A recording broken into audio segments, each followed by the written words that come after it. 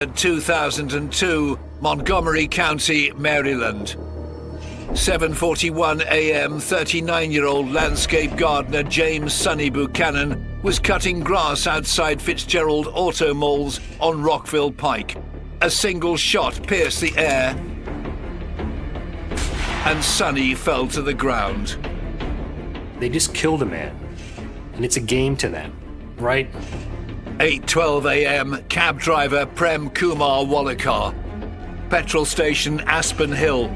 A single bullet ripped through his body. 911 emergency. He's bleeding real bad. Just ordinary folk like you and I going about our daily business. 8:37 a.m., 34-year-old Sarah Ramos shot dead, sitting on a bench at Leisure World Shopping Centre. You need ambulance, hurry. It could have been anyone who's can pull the trigger. 9:58 a.m., Laurie Ann Lewis Rivera vacuuming her car at a petrol station in Kensington. These are men who are high on killing, high on shooting innocent people. 21:20, 72-year-old Pascal Charlot out walking in Washington, D.C. He was dead within the hour. And if there was one single day that transformed the nation's capital and sent a shiver down its spine, it was October the 3rd, 2002. This was only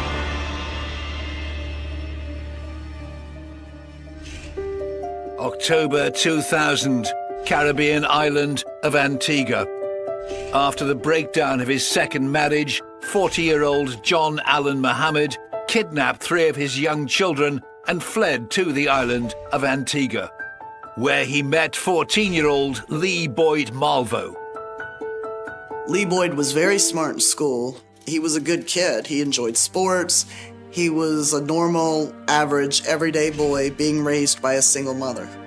Mohammed looks at Malvo and sees a young man who hasn't got a father figure, who doesn't really have an authority figure in his life at all. So that's a role that he can step into, and he can start pulling his strings.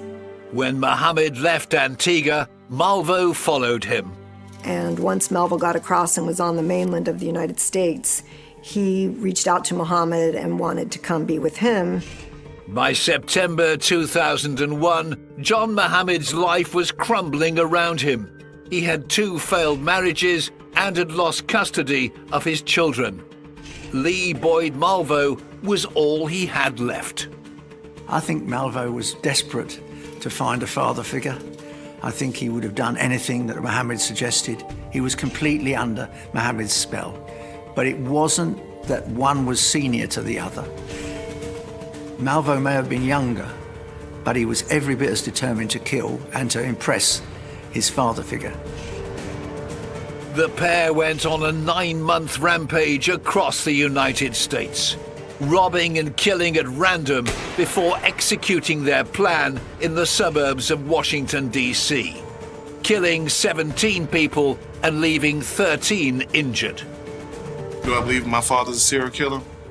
Yes, I believe John Muhammad committed the crimes that he was accused of.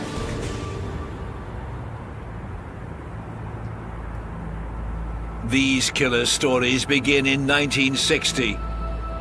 John Allen Muhammad was born John Allen Williams on December 31st in New Orleans, Louisiana. His mother died of breast cancer when he was very young, around 3 years old, and he was sent to Baton Rouge to live with his aunts because his father just left. His aunts had several children, and John and his 2 brothers and 2 sisters were raised by them in Baton Rouge. John Muhammad's family was expected to do all of the chores in the home, so John grew up feeling pretty inadequate from a very young age.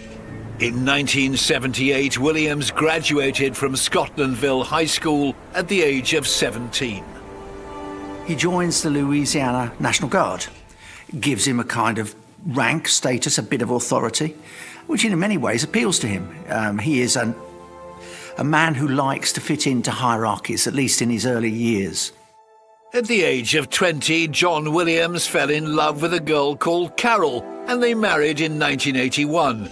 welcoming their son Lindbergh into the world the following year. What kind of man was my father? My father was a very stern man, a very, very confident man. He was in the military. He was the type of person, if he said something, you can bet that he was going to do whatever it takes to get that done. After a few years, though, Carol started hearing rumors that John was seeing another woman. And at one point, she went and knocked on this woman's door who lived in the same neighborhood they did and saw John sitting on the couch and realized that her husband was cheating on her. John's new girlfriend was Mildred. His wife Carol made the decision to separate from her husband and took their son Lindbergh with her. In 1985, he decides, when his first marriage is collapsing, that he's going to convert to Islam. And I think this means a great deal to him. And a couple of years later, he joins the Nation of Islam, run by Louis Farrakhan. For him, Islam was very significant. After facing disciplinary action, John Allen Williams left the Louisiana National Guard and in 1985, at the age of 25, enlisted in the US Army. In the same year, he was divorced from Carol and moved in with Mildred, marrying in 1988. 2 years later, he was deployed to the Persian Gulf. Williams thrived in the Army, gaining the highest level of expert M16 marksmanship, and was decorated for his service. So you have this period of calm in Williams's life, based in the US Army, and it's as if he's hanging on to the Army as his identity. That is what makes John Williams work. And for a long time, he really remains quite stable. He isn't rushing off. He's not. I think he likes the uniform. I think he likes the identity. And I think he feels that, oh, I mean something now. I amount to something. On April 26, 1994, at the age of 33, Williams was honorably discharged from the US Army. He was now living in Tacoma, Washington State, with Mildred and their 3 children. He starts a couple of businesses, neither of which really work, and they fall apart. And his marriage to Mildred isn't going terrifically well either. They fought a lot, and John was abusive to her on numerous occasions. And their relationship really went downhill. He loved his children. Children were a very big part of what he felt like his role in life was. And so he tried to be a good father to them, and they did have a close relationship. My mother raised me most of my life. Me and my father spent a lot of time talking over the phone, and then we had our summers to where we would meet up with each other. So when I was younger, we went to Washington for a summer. Then my 6th grade year going to 7th grade, I went to Washington and spent the summer with him. On one summer visit with his father, Williams called his ex-wife Carol and told her that Lindbergh wasn't returning home. Carol ended up having to get a court order to get Lindbergh back to Louisiana, and it took that whole summer.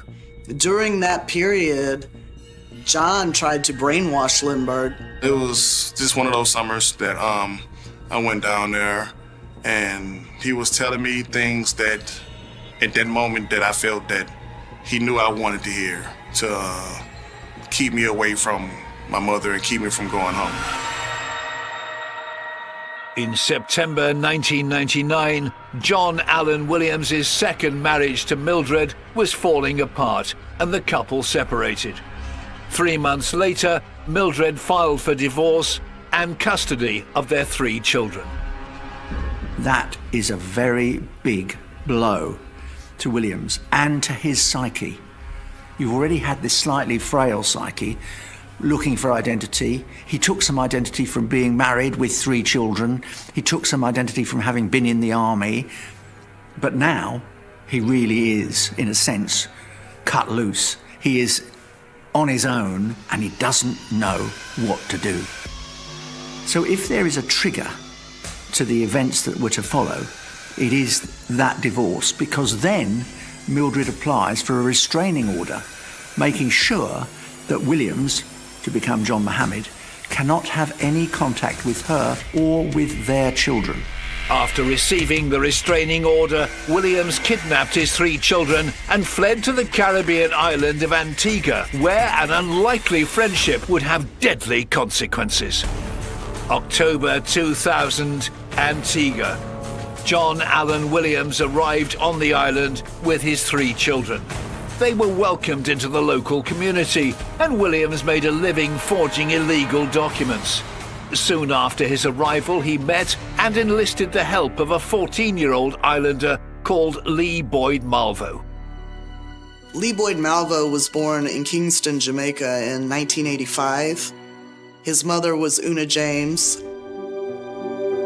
She was not married to his father. His father stuck around for a few years, but then left, so Una raised Lee Boyd by herself. They moved around a lot, sometimes Barbados, sometimes Jamaica, and eventually made their way to Antigua. I think right when Muhammad met Malvo, there was a bond, and Muhammad used him to traffic fake birth certificates on the island, just messenger type work, and paid him a little bit.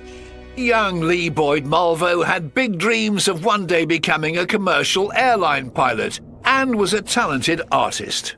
But the one thing that he does have some control over is his schoolwork.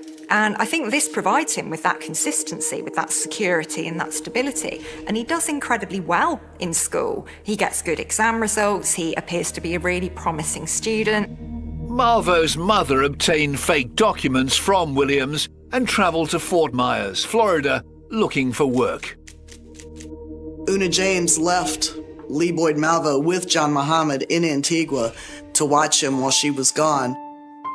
And this was the moment in which the father-son relationship that lay at the heart of what was to come in the future began to form around the pair.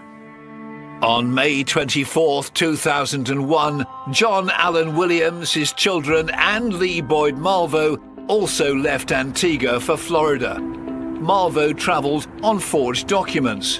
He stayed with his mother in Fort Myers. Williams took his children back to Bellingham in Washington state. While he was gone, Mildred had been granted a no-fault divorce and full custody of their 3 children. The authorities were soon alerted of Williams' return. The children were seized and returned to their mother, who fled to the East Coast and the suburbs of Washington, D.C. Williams, now alone and homeless, moved into a shelter.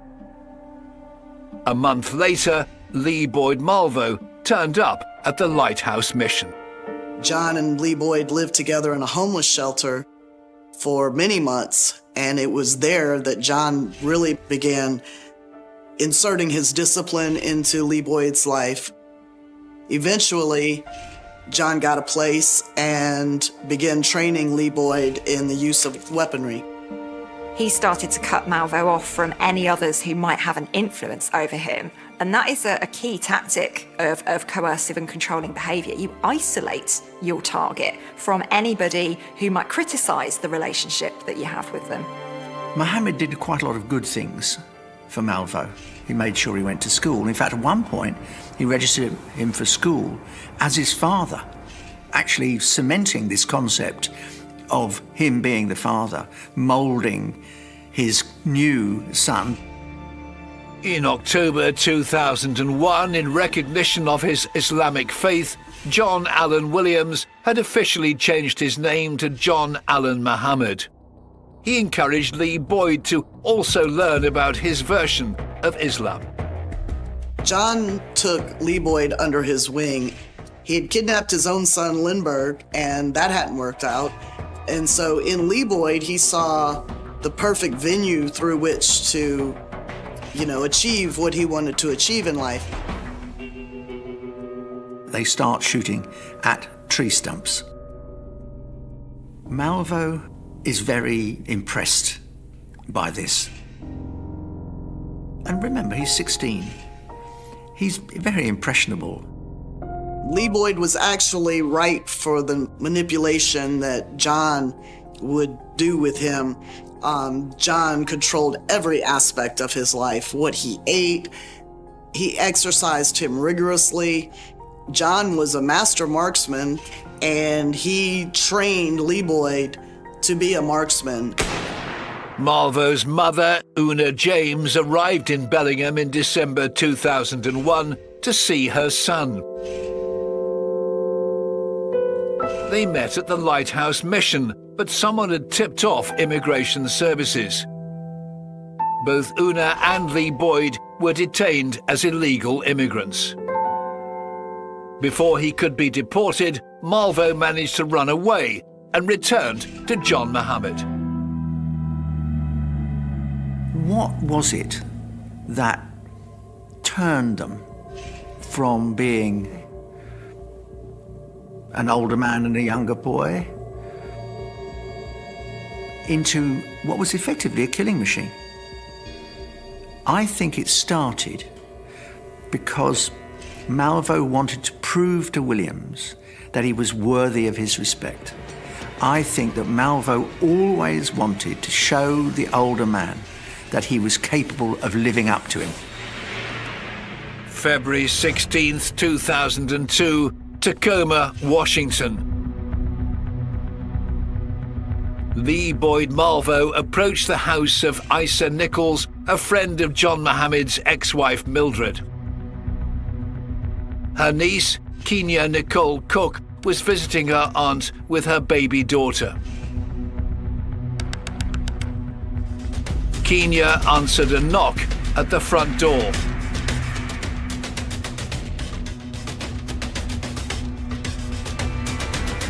Malvo shot the 21-year-old point blank. He'd killed for the first time 2 days before his 17th birthday.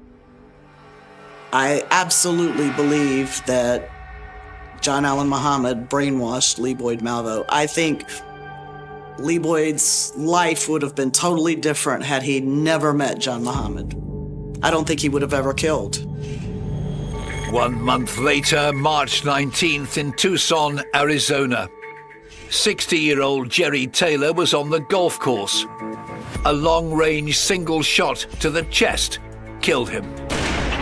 From March to August 2002, there were 2 more fatalities and 5 serious injuries across several states. The first proper killing is almost certainly committed by Malvo as a test from Mohammed. You've got to kill someone so that I can see that you are worthy of my respect. And the first string of shootings, almost all are committed by Malvo.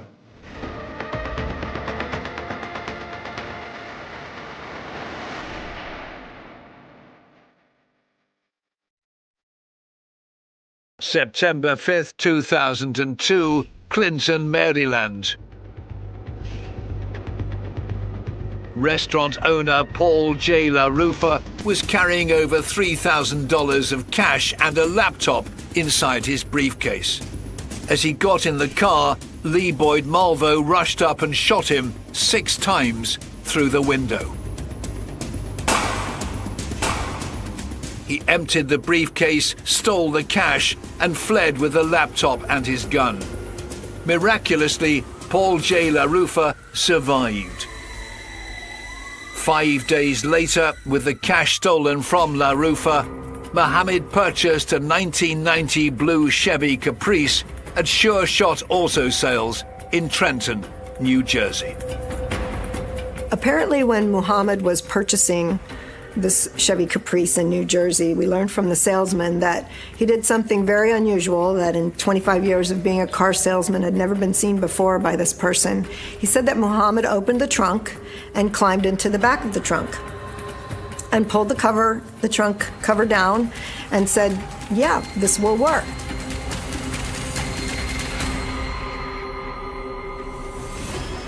September 15th, Clinton, Maryland.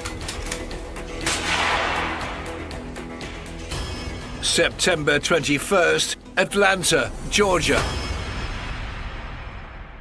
19 hours later, a liquor store in Montgomery, Alabama. 2 women were gunned down with a long-range, high-powered rifle. Malvo approached and rifled through their purses. A police car spotted him and gave chase. He ran, dropping a gun catalogue and discarding a .22 caliber revolver. Claudine Lee Parker died of her injuries, and Kelly Adams survived despite being shot through the neck. Finally, September 23rd, Baton Rouge, Louisiana.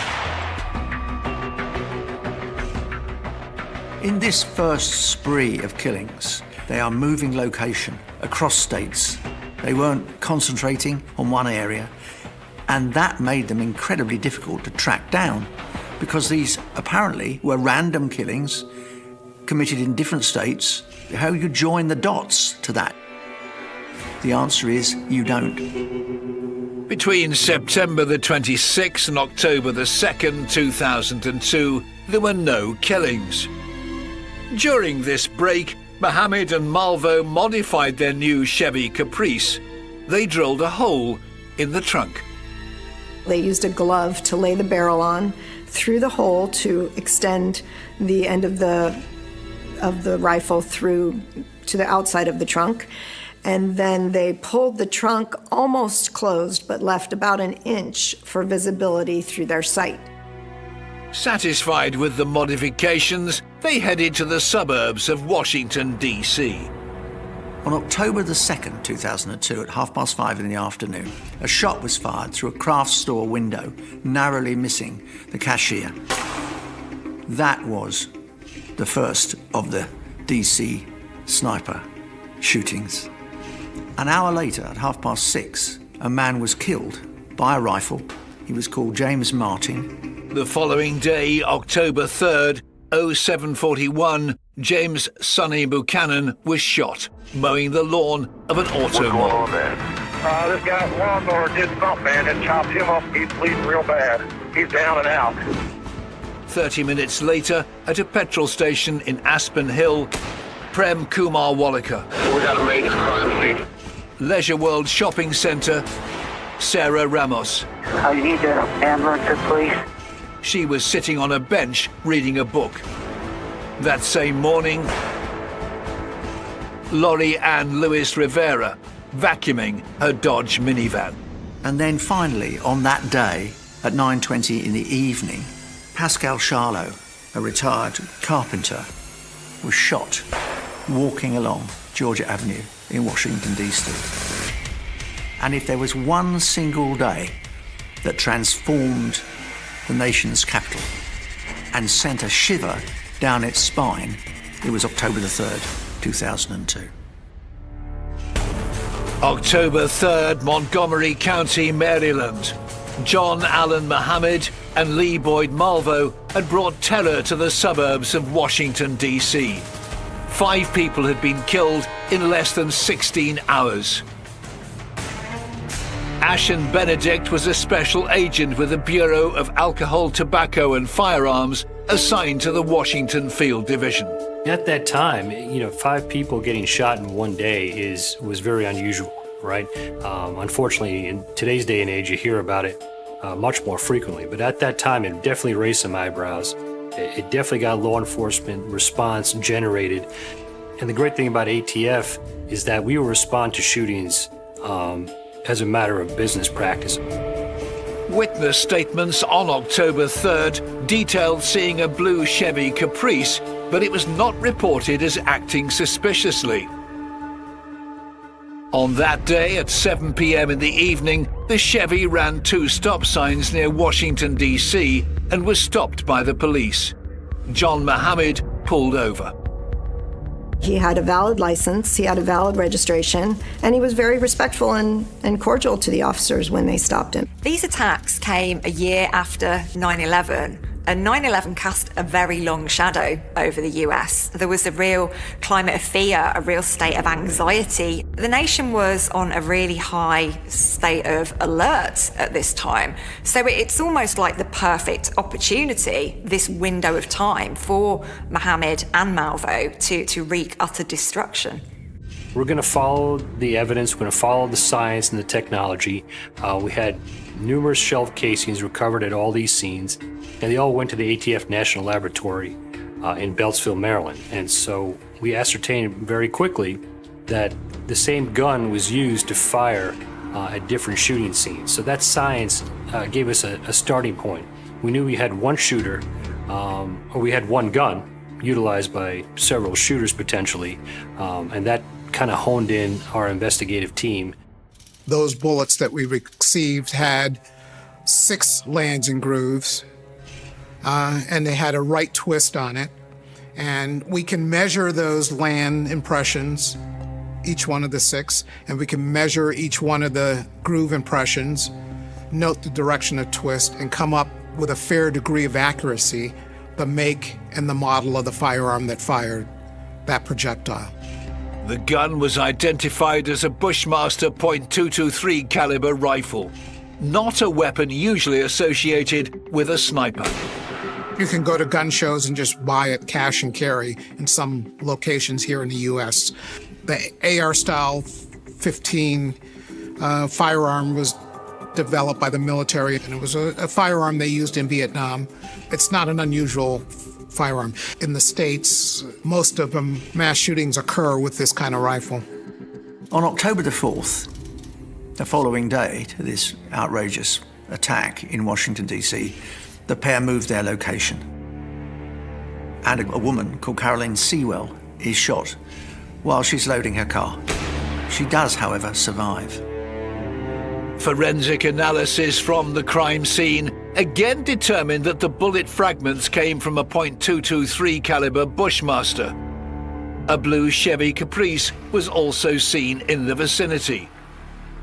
The tip lines received thousands of calls, and witness sightings of a blue Chevy were buried in the volume of information coming in. 3 days later, on October 7th, Mohammed and Malvo drove to a wooded area close to Benjamin Tasker Middle School in Bowie, Maryland. One of them took a ballpoint pen and wrote on a tarot card depicting death, "Call me God." On the back they wrote, "For you, Mr. Police, code, call me God, do not release to the press." The card was placed in a plastic bag and attached to a tree. They hunkered down in a makeshift blind and waited. He's called Iram Brown, and he's 13. He's attending a middle school, and he's been taken there by his aunt. He fell to the ground with a single gunshot wound to the chest, critically injured. Now, all of our victims have been innocent, have been defenseless. But now we're stepping over the line because our children don't deserve this. But it's after that shooting that we get the first communication between Mohammed and Malvo and the authorities. Dear Mr. Police, it's a taunt. It was leaked that it said, "I am God," and in fact it said, "Call me God." So anyone that called the tip line and said, "I know somebody who says I am God 10 times a day, I think you should look at him," we were able to eliminate without spending too much time on it. We were all in this together, and what every agency did the best of, they brought that best to the table and said, "I will handle this." ATF said, "We are the Federal Firearms Investigative Agency for the United States. We will do the ballistics. The FBI will do fingerprinting. The Montgomery County, Prince George's County, Virginia State authorities, they work crime scenes. That's what they do well." On October 9th, around 8:15 in the evening, 53-year-old Dean Mayers was filling his car at a Sunoco petrol station in Manassas, Virginia. The blue Chevy Caprice was parked in a lot across the street. A single shot to the head killed Mayers as he stood at the petrol pump. With such a heightened state of alert, police were quickly at the scene. The bullet recovered was from a .223 caliber Bushmaster rifle. In the immediate aftermath of the shooting, Mohammed was interviewed in the parking lot, but not detained. Local news here in Washington is national news. And so when you have a serial shooter or shooters committing random acts of violence in the nation's capital and its suburbs, it captures the nation's attention very, very quickly. All eyes were on Washington at that time. It was like anybody else, sitting at home watching CNN, and you see one day it was a shooting somewhere, and then you check back 2-3 days later and it's another shooting, then it's another shooting. So I was captivated and on alert like the rest of the world was. So I think there was a sense of satisfaction on the part of the snipers that they were able to create this sense of fear, paralyze a community, paralyze the nation's capital, the region, with one gun. And so, but it wasn't enough for them. I mean, they could have, gone across the country and escaped, but no, they kept at it. It was a game of cat and mouse. 7 dead in the D.C. suburbs and 2 more critically injured. For Mohammed and Malvo, it wasn't enough. John Allen Mohammed and Lee Boyd Malvo's killing spree had gripped the entire nation. No one in and around Washington, D.C. felt safe. Although their targets were random, the planning was not. They were killing people close to the exits and entrances of interstates. So as they would shoot somebody, all they had to do was jump on the interstate to go to their next destination, and it made an easy escape route for them. On October 11th, 2002, Kenneth Bridges is shot at an Exxon station in Fredericksburg, Virginia. And at that point, some of the gas station owners on the East Coast begin to erect tarpaulins so that their customers can drive in and fill up their cars without fearing they're going to be targeted by a sniper. That's how big an effect that Mohammed and Malvo have had on the whole area. There was no connection between the victims. The only connection was between the shootings themselves, the ballistics, the evidence left behind, the DNA, the fingerprints, the notes. That was the link. October 14th, Columbus Day holiday. 47-year-old FBI analyst Linda Franklin was shopping at a Home Depot with her husband. From across the street, Malvo trained his sight on William Franklin. At the last moment, he switched targets and pulled the trigger. And she had her head blown off in front of her husband, literally. And that reality and the whole emotion of the gravity of that and the sadness, I mean, the 911 call that Mr. Franklin made immediately following Linda Franklin going down is chilling. And I will never get that out of my head. No one was standing around. Folks were definitely on edge and not looking to make themselves a target. But the streets were just shut down. And the amount of traffic in the Washington region is pretty heavy on a normal day. But when you start shutting down roads around crime scenes and on the Beltway, it comes to an absolute crawl. After the shooting of Linda Franklin, Mohammed and Malvo laid low for 5 days. During this period, the task force caught a lucky break. A fingerprint taken from a gun catalogue found at a crime scene in Alabama on September 22nd was a match to a print taken by Immigration Services in Bellingham, Washington state. This information coincided with a call to the tip line from a Bellingham resident called Robert Holmes. An Army friend of John Allen Williams who said, I think this could be my friend and my coworker in the Army. And he gave us that name. And he said, incidentally, he's recently been traveling with someone I think is about 17 that he nicknamed Sniper. The National Motor Vehicle Title Database also revealed that John Allen Mohammed had purchased a blue Chevy Caprice on September 10th, 2002 in Trenton, New Jersey. It was very specific. We had linked the shootings to the robbery down in Alabama.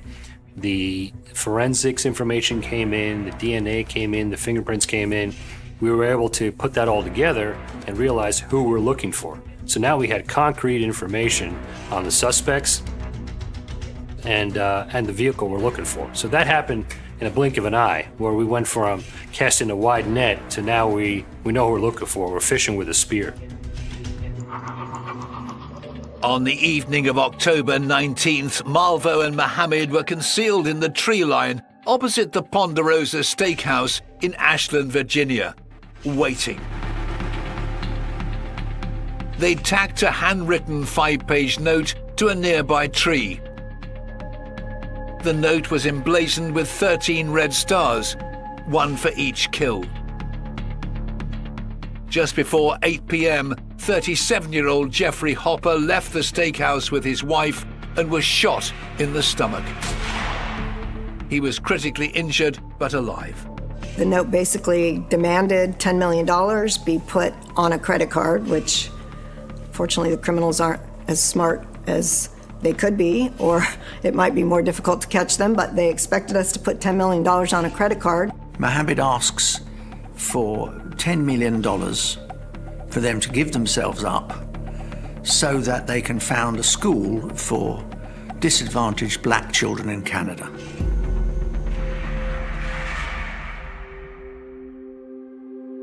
On October 22nd, Mohammed and Malvo waited across the street from a bus stop in Montgomery County. Another note was positioned in plain sight. At 05:58 a.m., a bus driver was about to begin his daily route. A single gunshot to the chest. He died standing on the top step of his bus. His name was Conrad, was his first name. The note in the bushes, in the plastic bag, not necessarily for its forensic value, but for the mere fact that they put it there. And they just killed a man. And it's a game to them, right? It was so upsetting to me to see that level of, they're so casual about taking a life and planting this note and going, now see if you can find me. Here's a little bit more.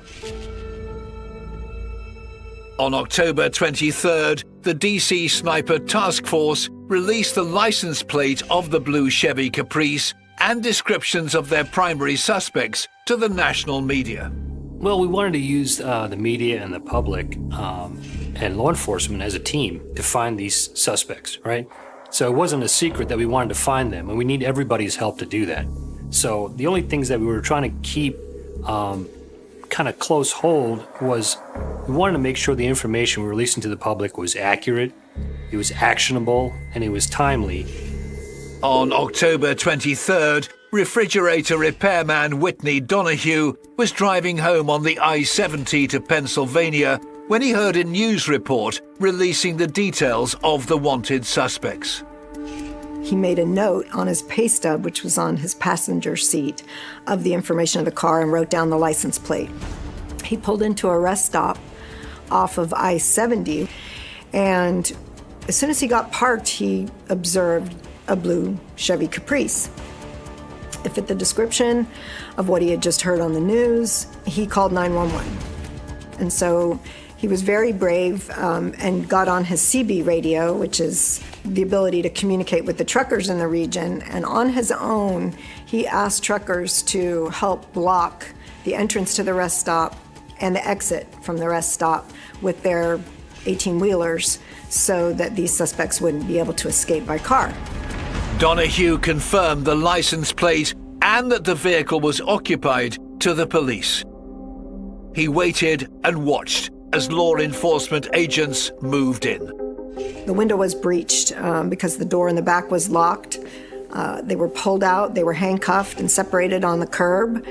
And immediately The first review of the car, they were able to find the Bushmaster behind the back seat. And it had one in the chamber ready to fire. It was actually not in the safe mode. So a simple pull of the trigger and there would have been an incident. And Malvo said, "It's my fault. I fell asleep." It was a huge relief, and it was a sense of accomplishment and pride, not only for ATF, but for the entire task force team. The nation's psyche was drawn to this investigation because really it could be any one of us on any given day.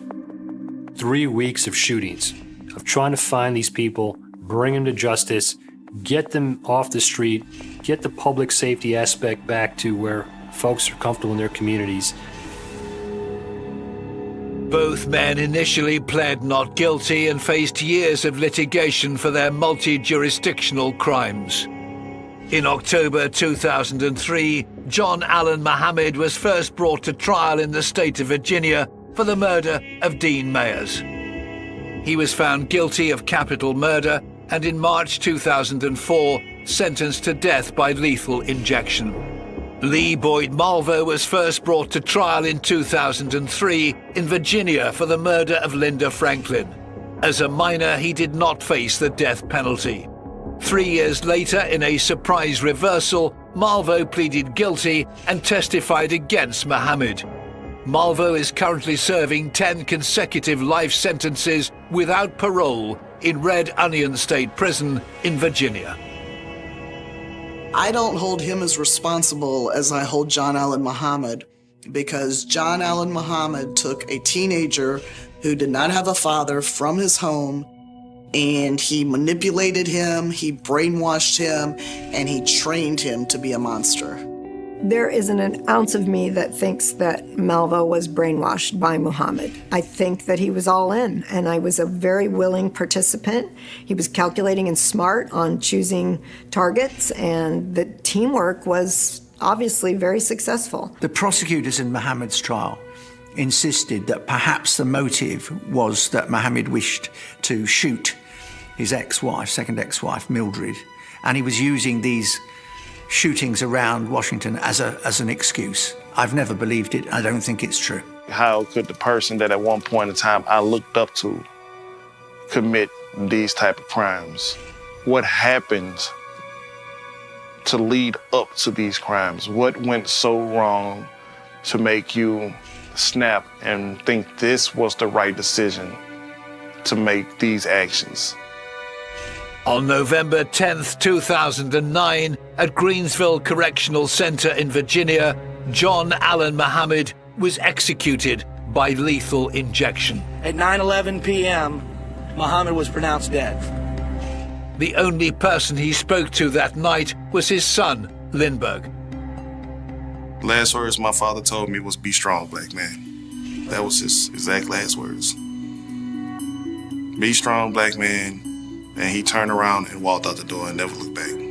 What makes these two killers so despicable is the fact that to be somebody, they had to destroy other people. They felt that to gain the respect that they were entitled to and to gain the recognition, they needed to go and harm and gun down everyday people going about their business. I remember seeing, again, his body outside that bus and thinking to myself, this gentleman just went to work to take people to about their day-to-day lives, and that was taken from him, and it was senselessly taken from him. I am getting older, and I don't remember what I had to eat yesterday for breakfast, but I remember the dates and the victims and the tragedy of this case with a snap of a finger. So I can't explain it. It's deep. 17 people shot dead. The largest serial killer manhunt in the history of the United States had ended. There was no pattern to the senseless killing. There were no victim profiles. They were all just ordinary folk living their lives, going about their daily business when they were targeted by the Beltway snipers, John Allen Muhammad and Lee Boyd Malvo, two of the world's most evil killers. The snow never forgets. Beneath the endless white silence of the Alaskan wilderness, secrets don't disappear. They freeze, waiting. It began on a night so cold the stars themselves looked brittle. A night when the air cut like glass and a young woman vanished without a sound. Her name was Karen Holt, 23. A school teacher new to Anchorage, last seen leaving a small diner off 4th Avenue, the hum of a jukebox fading behind her as she stepped into the dark. She was supposed to drive home 5 miles a straight line through quiet streets, but she never arrived.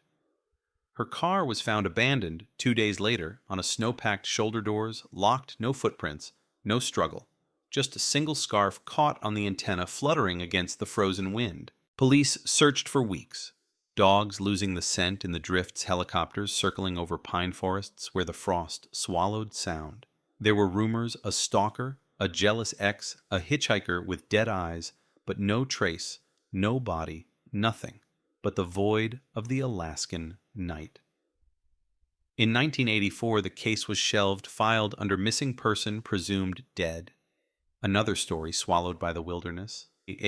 For decades, the town of Anchorage whispered her name. Every winter, when the first snow fell, people said they saw her shadow.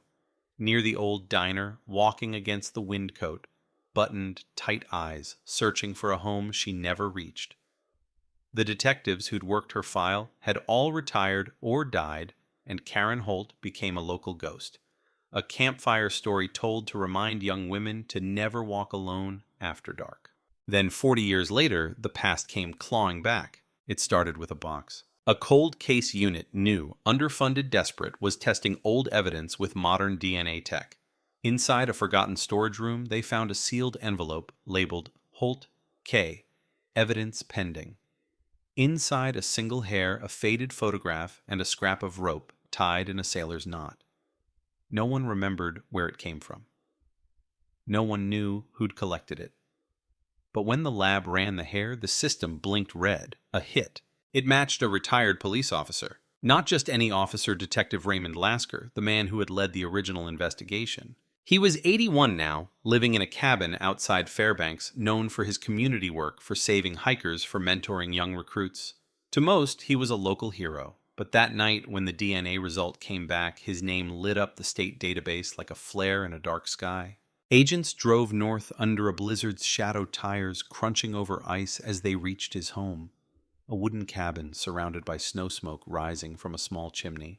Lasker opened the door in a flannel shirt, thin, pale, still sharp-eyed. When they said her name, Karen Holt, something flickered behind his gaze, a shadow passing like a storm across frozen water. He invited them in. Coffee steamed between them, and as the wind howled outside, the man who had once hunted monsters now sat across from detectives who believed he might have been one all along. Anchorage police reopened the file. Reporters flooded in. Cold case reopened after 40 years, retired officer under scrutiny. The words rippled through Alaska like a shockwave. Neighbors stood in the snow, speechless. The hero of their childhoods, the man who found lost hikers and saved a boy from drowning, now accused of a killing, buried beneath ice and time. The evidence was thin. One hair, a questionable chain of custody, but investigators dug deeper, pulling old files, witness notes, photos. They found inconsistencies.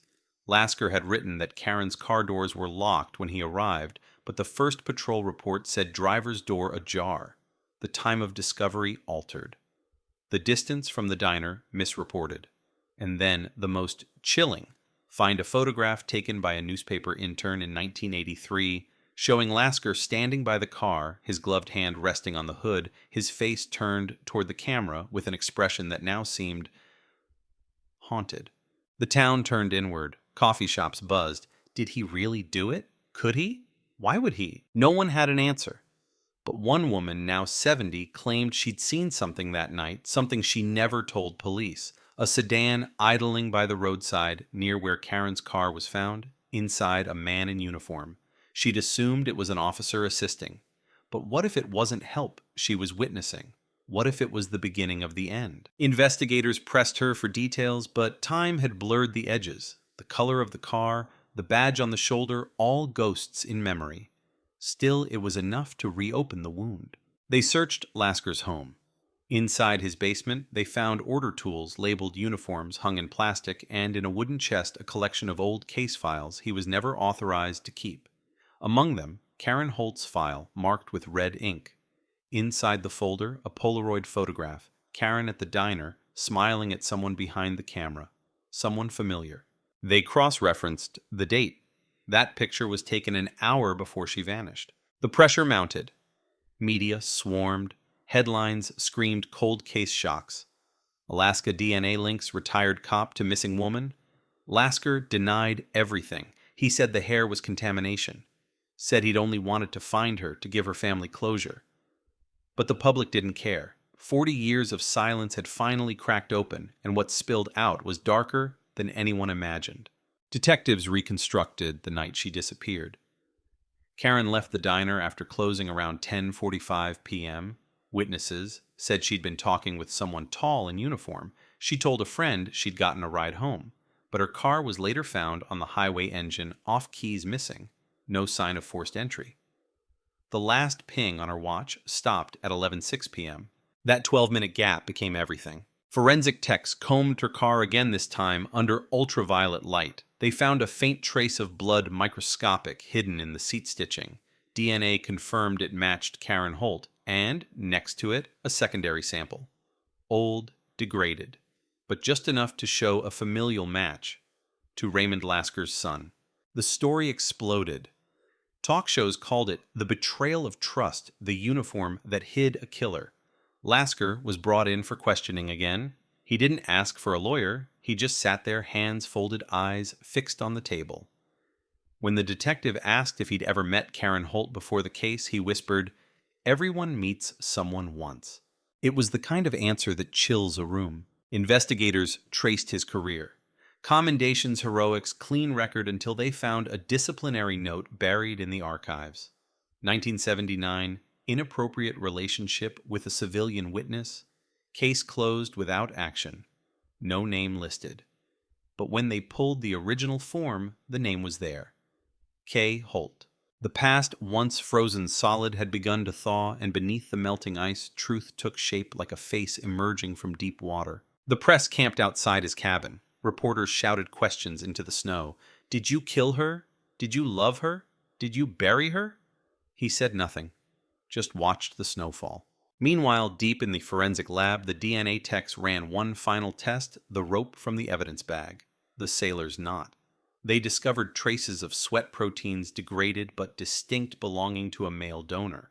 When compared against the database, it matched only one person, Detective Raymond Lasker. That night, they moved in. Quietly, no sirens, no spectacle.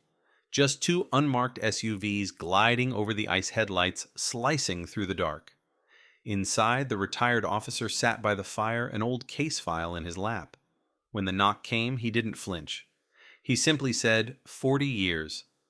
I wondered when you'd come. And as the snow fell outside his window, the man who had once carried the badge of justice now faced the weight of his own silence. But the story didn't end there, because when they searched his property, what they found beneath the frozen ground would send Alaska into a frenzy of horror and disbelief. They began digging at dawn. The ground was iron frozen through decades of silence. It took hours for the machines to bite through layers of permafrost metal teeth, scraping against stone breath hanging in the air like smoke. Around the cabin, the forest stood motionless, branches sagging under snow as if the trees themselves were witnesses to a truth too heavy to speak. The officers worked in shifts. No one said much. Every sound echoed the crack of a shovel, the whine of the backhoe, the snap of frozen roots, until one voice finally broke the stillness. "We've got something." At first, it looked like nothing. A dark patch in the snow, a disturbance in the earth.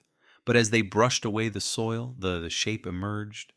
A tarp brittle, wrapped tight with old rope. When they cut it open, the air turned sharp and metallic. Inside, beneath layers of cloth, they found bones, a human skeleton, curled as if still trying to hide from the cold. A necklace hung from the neck, a small silver pendant in the shape of a star. Karen Holt's sister identified it instantly. It had been a gift given on her 21st birthday.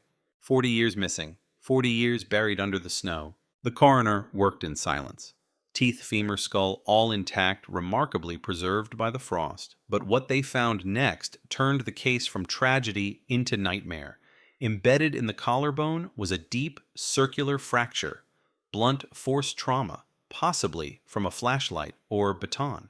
A strike meant to silence, not to kill instantly, but to control. She had been alive when she hit the ground. The press swarmed like wolves. Body found on retired officer's property. Cold case becomes murder investigation. Helicopters circled above the cabin. Camera flashes turned the snow into a storm of white fire. Inside a makeshift tent, detectives pieced the story together like shattered glass. The rope matched the one from the original evidence bag. The knots were identical. The pattern was a maritime half-hitch, the kind used in police search and rescue operations in the 1980s. Every detail pointed back to Raymond Lasker. They brought him in again, this time not as a witness, not as a legend, but as a suspect. The interrogation room was small, gray, cold. A single camera blinked red in the corner. Lasker sat with his back straight, hands flat on the table. He looked more tired than afraid. The lead detective, a woman named Tara Collins, daughter of one of Lasker's former colleagues, leaned forward. Her voice was steady. "We found her." He didn't blink, didn't ask where or how, just nodded once. "I figured you would." "Why Ray?" she said. "Why her?" He turned his head slowly toward the camera as if speaking to someone beyond the room. Because she wouldn't stop asking questions. The words fell like a hammer. In the silence that followed, you could almost hear the hum of the old tape recorder. Tara didn't move. What questions? She thought one of our own was stealing evidence. She was right, but she told the wrong man. For the first time in 40 years, a crack appeared in the facade.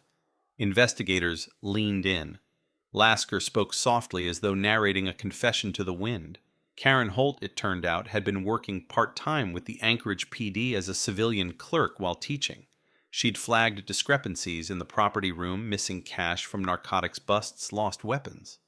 She'd told Lasker, thinking he was the one man she could trust. He told her he'd handle it, and then she disappeared. But his story didn't end in confession. He denied killing her. Said he'd dropped her home that night. Said she must have been followed. Said the DNA was planted. "You people don't understand," he whispered. There were others involved. Tara stared. Others. He smiled, not a pleasant smile, but one of exhaustion. "Check the files I kept. You'll see who really wanted her gone." When investigators examined his hidden collection again, they found more anomalies. Missing case logs, altered signatures, names crossed out. And tucked inside an envelope marked personal. A photograph, 3 men in uniform, standing beside a patrol car smiling. One of them was Lasker. The other 2 were long dead. The caption on the back read, 4th Avenue, February, 1984. Clean sweep. The phrase meant nothing to them. But to old-timers in the department, it struck a chord. Clean sweep had been internal slang, a quiet operation meant to clean up problems before they reached the papers. Back then, Anchorage was dealing with corruption scandals, missing evidence, and an entire chain of command under suspicion. Files vanished. Careers ended quietly. The public never knew. Maybe Karen Holt had found something she wasn't supposed to. Maybe Lasker wasn't the only one with blood on his hands. Detectives traced the photo to an old warehouse that once served as a police impound lot, now abandoned, swallowed by snowdrifts. They broke in flashlights, sweeping through the dark. What they found made their blood run cold, a second tarp, buried under debris, sealed with the same knot pattern. Inside, animal bones. Deer, maybe. But beneath that layer, something smaller. A woman's earring, the matching pair to the one found on Karen's body. It was enough. The district attorney moved forward with charges. First-degree murder, abuse of authority. The news ripped through Alaska like a storm. In bars, people lowered their voices. On radio shows, callers demanded justice. How could this go on for 40 years? How many others did he silence? But some still defended him. Old officers said the system was railroading a man who dedicated his life to the badge. Others said this was a cover-up, that Lasker was the scapegoat for sins buried deep in the department's history. The truth blurred like breath on glass. When Lasker appeared in court handcuffed, he looked smaller somehow. The courtroom was packed. Cameras flashed. He refused to plead guilty. "You're arresting the wrong man," he said. "The one you want was buried years ago and not by me." The prosecutor leaned on the DNA, on the rope, on the photograph, on the silence of 4 decades. But the defense had its own weapon, the chain of custody. The evidence had been lost, misplaced, handled by countless hands. Contamination, they argued. The past was too murky to convict. Still, the public didn't care about the legal technicalities. They wanted a face, a name, a resolution for Karen Holt. Behind the scenes, Tara Collins kept digging. She believed Lasker's half-confession hid something real. In his old locker, she found an unmarked tape dated 2 weeks after Karen vanished. The label read, "Simply Interview February 19th, 84. She played it in the lab. Static, then voices. Lasker's voice, calm, procedural, and another male voice, nervous, hesitant. The man on the tape admitted to helping move a vehicle. Karen's car. He said he was following orders from above. When asked who gave them, the answer came muffled, almost swallowed by tape hiss. But one word was clear. "Captain." Tara froze. The police captain at that time was Elias Monroe, now deceased, a respected leader honored with a plaque at headquarters. If true, it meant the entire original investigation was tainted from the start. She confronted Lasker in holding. He didn't look surprised. "You found it." "Was it Monroe?" she asked. He nodded once. She found proof he was laundering drug money through seized assets. She wanted to go public. He wanted it buried. "I was supposed to scare her, not..." He stopped, closed his eyes. "I didn't mean for her to die. She hit her head when she ran. I panicked. I called him. He told me to make it disappear." The silence that followed was suffocating. The wind outside howled through narrow windows like a distant scream. Tara's voice broke the stillness. "You buried her yourself." He nodded again. "I thought the cold would keep her safe, that someday someone would find her and they'd know I wasn't the only monster in that story." It wasn't an excuse, it was a confession. When news of the recording broke, Anchorage erupted. The city that had once seen him as a savior now saw him as a tragic relic, a man caught between loyalty and guilt, crushed by the weight of a lie frozen in time. But even as the truth came out, the questions didn't end. Why had no one else spoken? Who else had known? And how many other clean sweeps had vanished beneath the snow? As Lasker awaited sentencing, the sky over Fairbanks turned gray. Reporters said he stared out the window every morning, whispering to no one. The snow never forgets. And somewhere out in the white silence, the wind carried that truth that some crimes don't vanish. They only wait for the thaw. The trial became an event, not just a court proceeding, but a reckoning. Anchorage hadn't seen anything like it since the oil boom days when scandal was currency and secrets had teeth. News vans lined the icy streets. Reporters fought for seats in the gallery. Locals camped outside the courthouse, bundled in layers, watching the snow drift over the banners that screamed, "Justice for Karen Holt." Inside, every breath hung visible in the cold air of anticipation. The retired officer who once embodied integrity now sat behind bulletproof glass expression unreadable. Raymond Lasker was 81, but the years had not softened him. His jaw still set like granite, his eyes sharp as winter steel. To some, he looked like a man framed by history. To others, he was the embodiment of betrayal, the wolf in uniform who had patrolled their streets while hiding a ghost in his backyard. Prosecutor Diane Mercer opened with a voice that sliced through the silence. "This case isn't just about one murder. It's about 40 years of silence, 40 years of a system protecting its own." Her words echoed off the courtroom walls, sinking into the bones of everyone present. Then came the evidence projected on a cold white screen like fragments of a nightmare. The photograph of the rope, the DNA report, the coroner's findings, and the tape that old crackling confession recorded in 1984. The room went still as the voice of a dead man, Captain Elias Monroe, rose from static. His orders, his tone, the chilling authority of corruption wrapped in calm. Handle it. No headlines. Clean sweep. A sound escaped the gallery, a gasp muffled by mittened hands. The illusion shattered. Lasker didn't flinch. He watched motionless as the ghosts of his past paraded across the courtroom wall. When the tape ended, he finally spoke. I did what I was told, he said quietly, but I never wanted her dead. Mercer's gaze hardened. You buried her. He nodded. Yes. Alone. A pause, then softly no. The gallery stirred again. Chairs creaked. Reporters scribbled like mad.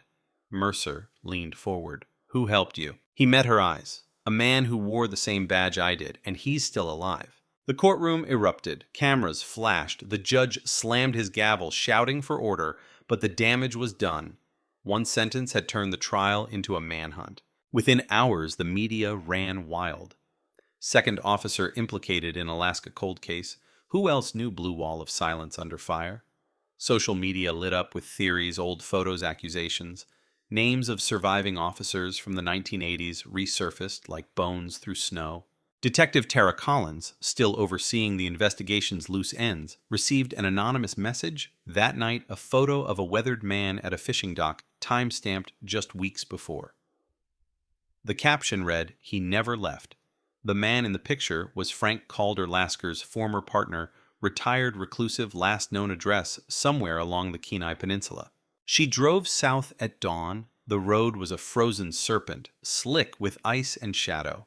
Hours passed before she reached a cluster of cabins by the water. A small boat rocked in the current, and there, standing by the pier, was Calder Graybeard Parka, zipped cigarette, burning between two trembling fingers. He recognized her immediately. "You're Collins's girl," he said, voice low, gravelly. "Yes," she answered. "You worked with Lasker." His eyes narrowed. "Worked with him. We bled together out there." Tara studied him. The cold wind whipped her hair, but her voice stayed steady. "He says you helped bury Karen Holt." Calder froze. The cigarette slipped from his hand, hissing into the snow. "That's what he told you. He said you were there." The old man exhaled slow, long, like releasing 40 years of guilt into the gray air. "I didn't bury her," he said. "I dug the hole." The words hit like gunfire. He invited her inside the cabin. Dim, cluttered walls lined with hunting trophies and yellowed newspaper clippings. On the table, a photograph of younger men in uniform, him, Lasker, and Monroe, the captain, smiling. He said it was a mistake, Calder muttered. Said she fell. We were supposed to make it look like she left town. I didn't know he'd hit her. "Why didn't you come forward?" Tara asked. He stared at her with eyes hollowed by decades of regret. "You think anyone would have listened? Monroe ran everything back then. Judges, prosecutors, the press. I was just a grunt. I kept my mouth shut like everyone else." Tara's voice hardened. "And you lived with it." He looked away. "No one lives with something like that. You just keep breathing." She took his statement, recorded it, and drove back through the storm. But something gnawed at her. If Calder had dug the hole and Lasker had struck the blow, who gave the order after Monroe's death? Someone had helped hide the evidence, move the car, silence the whispers. The network was bigger than anyone wanted to admit. When she returned to Anchorage, Mercer's office was chaos. Protesters outside, reporters banging on doors. Inside, an envelope sat on her desk, no return address. Inside the envelope, a single Polaroid. A young Karen Holt standing in front of a police cruiser holding a document labeled Asset Forfeiture Anchorage PD 1983. On the back, one word scrawled in blue ink, ledger. Tara and Mercer looked at each other. A ledger, records, proof. They searched the archives, the impound, the old evidence rooms, nothing. Until a clerk mentioned something strange. Decades ago, an entire storage crate had been relocated from Anchorage PD to the basement of the Wasilla Courthouse for preservation. It was never cataloged. That night, they went themselves. The courthouse basement was a tomb, concrete walls sweating moisture, flickering lights buzzing like insects. Dust hung thick in the air. In the corner, under a torn tarp, they found a crate labeled Property 1984 Forfeiture Review. Inside were stacks of ledgers, handwritten entries of seized assets, money jewelry vehicles, all signed by the same initials, E.M. Elias Monroe. And in one column, a notation beside a date, February 12th, 1984. The day after Karen disappeared, transfer confirmed $48,000. Recipient R. Lasker. The truth spread through the department like wildfire. The hero detective who'd been painted as a victim of orders had also taken his cut. When confronted with the evidence, Lasker didn't deny it. He only said, "I took it because she was already gone." and because the system that killed her was never going to pay her back. It wasn't redemption. It was ruin. The verdict came 2 weeks later.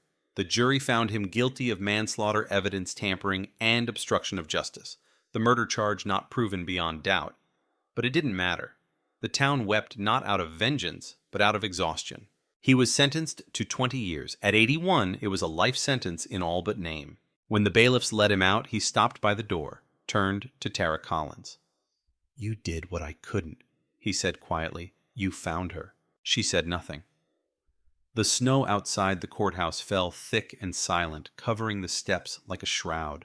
Weeks later, during a thaw, a hiker near the Fairbanks woods found another shallow grave, smaller, older, wrapped in blue tarp.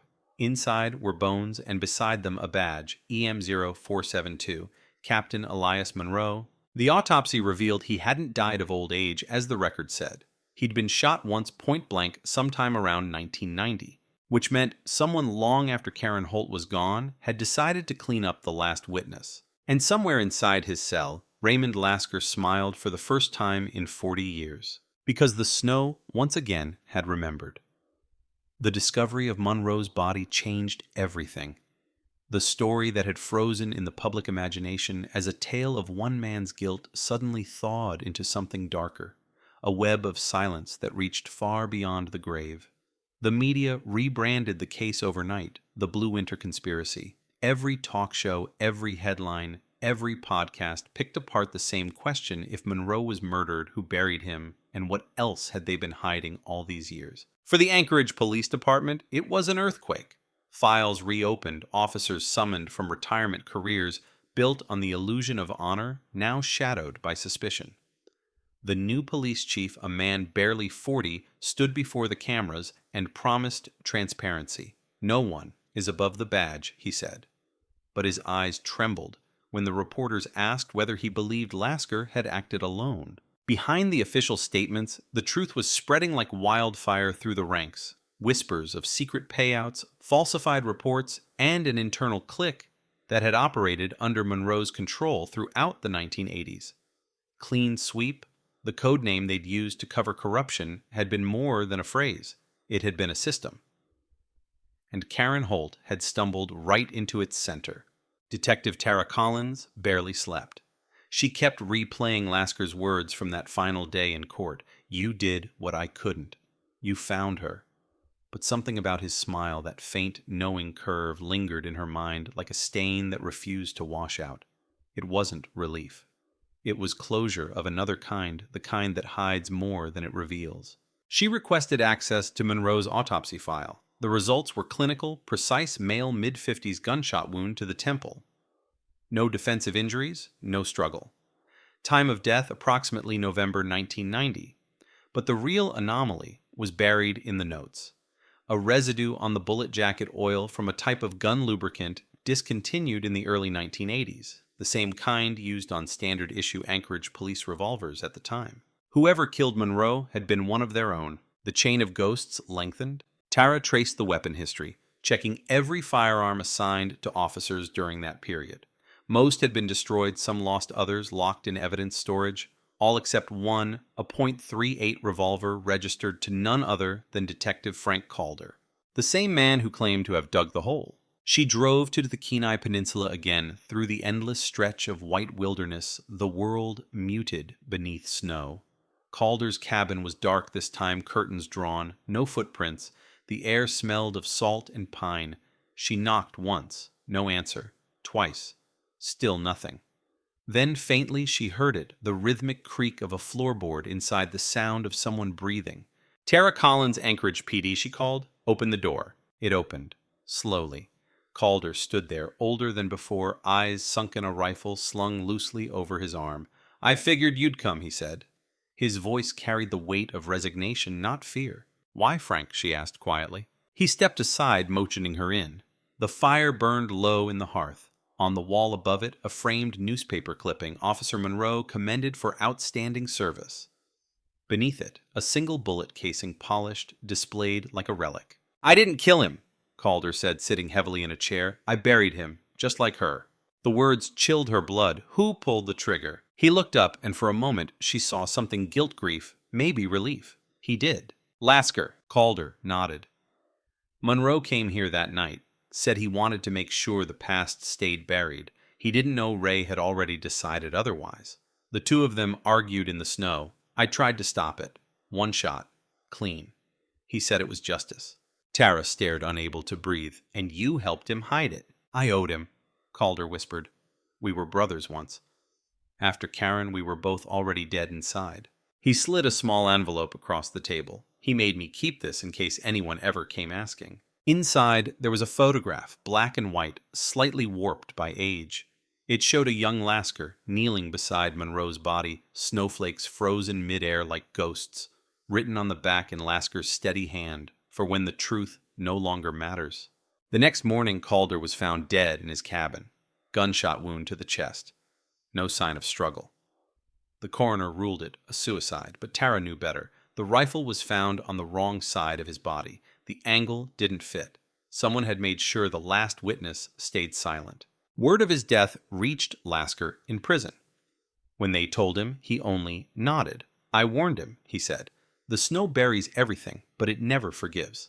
In her office, Tara stared at the board of photos and red string Karen Holt, Elias Monroe, Frank Calder, Raymond Lasker, the four names connected by time and violence. But there was one more she couldn't ignore, a name scrawled in an old memo from 1983, signed beneath a requisition for evidence funds, Lieutenant Harold Dyer. He had been Monroe's second-in-command, retired to Oregon, still alive.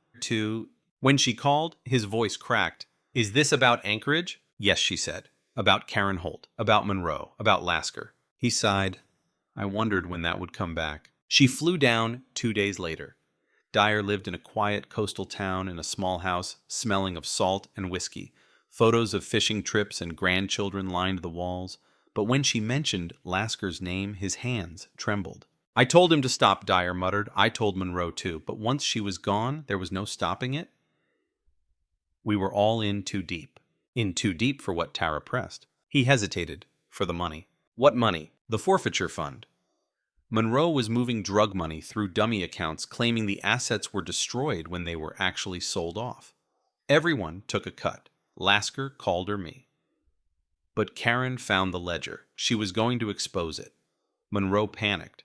And Lasker killed him to cover it up. No, Dyer whispered. He killed him because he finally couldn't live with himself. The confession hung heavy in the room. The sea crashed outside, relentless. Before she left, Dyer handed her an old envelope, yellowed sealed with police tape. He gave this to me in '91, he said. Said if the truth ever surfaced, this would explain everything. Back in Anchorage, Tara opened it in the lab. Inside was a cassette tape and a note. Play it where it all began. She knew exactly where that was. The diner on 4th Avenue, the place where Karen Holt had last been seen. That night, as the northern lights twisted across the sky, Tara sat alone in the booth where Karen once drank her last cup of coffee. The tape hissed, then Lasker's voice filled the silence, younger, calmer, almost tender. If you're hearing this, it means the snow finally melted. I've carried her face in my mind for 40 years. Every time it snowed, I saw her walking toward me asking why. The truth is, there was no grand plan, no evil empire, just men too weak to admit they were cowards. I didn't kill her to hide corruption. I killed her because I was afraid of losing the life I'd built on lies. Monroe used me. Calder buried the truth, and I kept breathing. That was my crime. The tape clicked off. Outside, the street was silent, blanketed in white. Tara sat motionless, the recorder still humming her reflection pale in the diner window. For the first time, she felt the weight of it, not just the murder, but the decades of rot beneath a uniform, the quiet decay of justice. When she stepped outside, snow was falling again, soft, endless, and cruelly beautiful. Somewhere in the distance, a church bell rang, and in that moment, she understood what Lasker meant. The snow doesn't forget, it only waits. Morning came slow and pale over Anchorage, the kind of light that doesn't warm anything, just reveals the cold for what it is. The diner's neon flickered weakly as Tara sat in her car outside the tape, still playing over in her head. Just men too weak to admit they were cowards. The words gnawed at her like frostbite. For 40 years, the city had mourned a ghost, blamed a system, built a legend around a fallen officer. And yet, in the end, it came down to fear, small, human, pathetic fear. She turned the key, the engine growling to life, and drove through the city that now lived under headlines. Every lamppost bore her investigation's shadow. Cold case solved after 40 years, retired officer's secret confession uncovered. But the public didn't know everything. They didn't know about Monroe's bullet, Calder's photograph, Dyer's trembling voice, or the tape its final unplayed seconds that had whispered something else, something she hadn't told anyone yet. Because after Lasker's confession faded, there'd been one last sound, a faint click, then a voice not his own, deep, commanding, the kind of voice used to giving orders. If you're going to bury the past, Ray makes sure no one comes digging. It wasn't Monroe, and it wasn't Dyer. It was someone she couldn't yet identify. Back at the precinct, Tara pored over old personnel files, cross-referencing names from 1983, every officer who'd worked under Monroe, every detective connected to forfeiture, every man who might have known Karen Holt. One name kept resurfacing in the margins, barely legible in photocopies, but consistent: Lieutenant Alan Price. Retired 1995, no public record since. She called the pension board, no payments in 15 years. Social Security, no trace. Death certificate, none filed. It was as if the man had evaporated. But a note in a 1994 audit mentioned his transfer to a federal task force based out of Juneau. She reached out to the bureau liaison. The response came hours later, a single line file sealed under federal jurisdiction restricted. That was the moment she realized the story wasn't over. It had just changed shape. If Monroe's corruption reached federal task forces, if Price had been involved in covering up the aftermath, then Karen Holt's death wasn't just collateral damage, it was containment. Tara booked the first flight to Juneau. The capital city was cloaked in rain instead of snow, but the cold there was the same, sharp, unforgiving. She met with a retired marshal, a man named Ridgway, who had been part of the task force in the 90s. His face was carved by years and secrets. When she showed him Price's photo, he sighed long and low. "Alan Price," he said.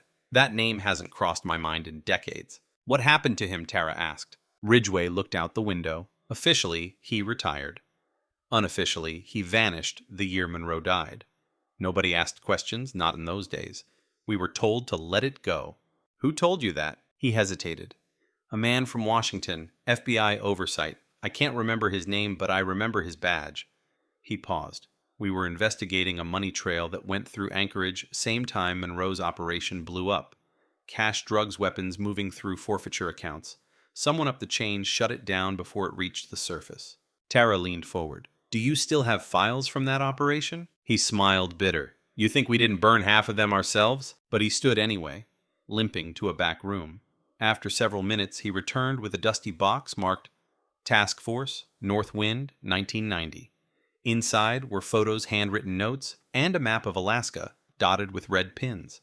Anchorage, Fairbanks, Juneau, Nome. Every pin represented a stash house, seized, a ledger closed, a silence bought. And next to one pin circled in black ink, 4th Avenue Diner. Her breath caught. "This map," she whispered. "Who drew it?" Ridgway frowned. "Price. That was his area. Anchorage Division." Tara's hands shook as she turned over one of the photos. It showed a small crowd of officers at a charity event smiling for the camera. Among them, Monroe Lasker Calder and a fourth man she'd never seen before. Younger, taller, his smile-wide hand resting on Lasker's shoulder. The name tag read Lieutenant A. Price. But what made her blood run cold wasn't his face. It was the detail half hidden behind him, a woman in the crowd, blurred but unmistakable. Karen Holt. Karen.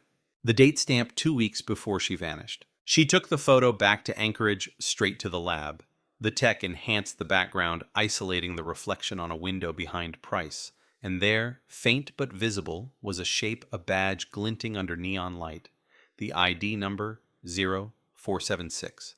She checked the old personnel log. Badge 0476 registered to Lieutenant Alan Price. He'd been with her that night. For decades, the narrative had been simple. Lasker struck the blow. Monroe covered it up. Calder buried the evidence. But if Price was there, then maybe Lasker's confession wasn't just guilt, it was protection. Maybe the old detective had taken the fall to shield someone who never stopped watching. She played the end of the tape again. That same voice. If you're going to bury the past, Ray makes sure no one comes digging. Price's voice matched perfectly with recordings from his old case briefings. He was alive, and he'd known she'd come this far. That night, as Tara left the precinct, she found something strange, a single envelope taped to her car windshield. No name, no address. Inside, a photograph printed on glossy paper. It showed her standing outside the Juneau archives 2 days ago. Someone had followed her, someone close enough to know what she was doing. And at the bottom, written in block letters, "You're digging too deep." She turned, scanning the parking lot, nothing but the hum of fluorescent lights, the hiss of falling snow. But she knew what it meant. Price wasn't just a ghost. He was a hand still reaching from beneath the ice, pulling anyone who came close down with him. When she got home, her lights flickered twice before the power went out. Darkness swallowed the room. And in that darkness, the wind pressed against the window like a whisper. The same whisper she'd heard on the tape. The snow outside was falling heavier now, thick enough to erase tracks before they formed. And somewhere out there in that endless white was the man who had started it all, who had watched 4 decades of silence unfold, untouched, unpunished. Tara picked up her badge from the table, its metal cold against her palm. If the snow remembers, she thought, then so will I. And with that, she stepped into the storm. The wind howled like something alive that night. Anchorage was buried under another storm, the kind that erases the world until even sound feels smothered. Tara's boots sank deep into the snow as she walked toward her car, every step swallowed by the white silence. She drove without headlights for the first few miles, old habit learned from watching too many shadows. Her phone buzzed once, unknown number. She let it ring. Then after a pause, it buzzed again. This time, a message. "Stop looking, detective. Some ghosts deserve their graves." She didn't answer. She'd grown up hearing that phrase in this city everyone had. The snow covers everything. It forgives nothing. And now it was repeating itself just through a different mouth. At dawn, she reached the edge of town. Beyond the frozen highway, the mountains loomed like bruises against a colorless sky. She wasn't sure what she was chasing anymore, justice, revenge, or just the echo of a truth that refused to die. All she knew was that Alan Price had been there the night Karen Holt vanished. And if he'd been protected by federal silence for 40 years, there had to be someone still keeping the lid closed. Back at the precinct, she found an envelope waiting on her desk, internal mail, no sender. Inside, a declassified memo from 1991. Operation Northwind decommissioned. Federal assets reassigned. All Anchorage evidence to be archived under Bureau Directive 12. 403. The signature at the bottom was unmistakable. Alan Price Field Liaison Federal Task Force Northwind. He hadn't vanished, he'd been promoted. The file contained coordinates and evidence warehouse just outside Palmer, long abandoned, supposedly cleared years ago. But attached to the memo was a handwritten note, one line in faded ink: "If this ever surfaces, burn everything."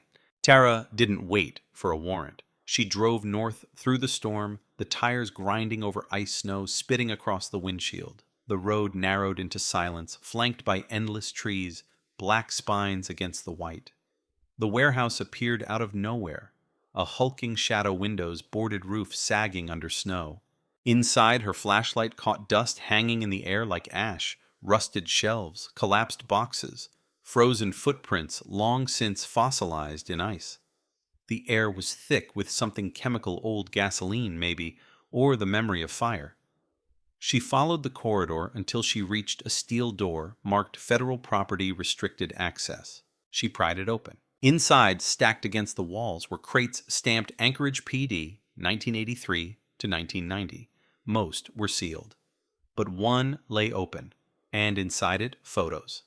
Dozens of them, all crime scenes, all familiar. Karen Holt's car, Monroe's impound lots, even a photograph of Lasker's cabin decades before anyone had ever found her body. Someone had kept records of everything. She lifted one of the photos. It showed Karen in the diner sitting across from a man whose face had been cut out of the frame.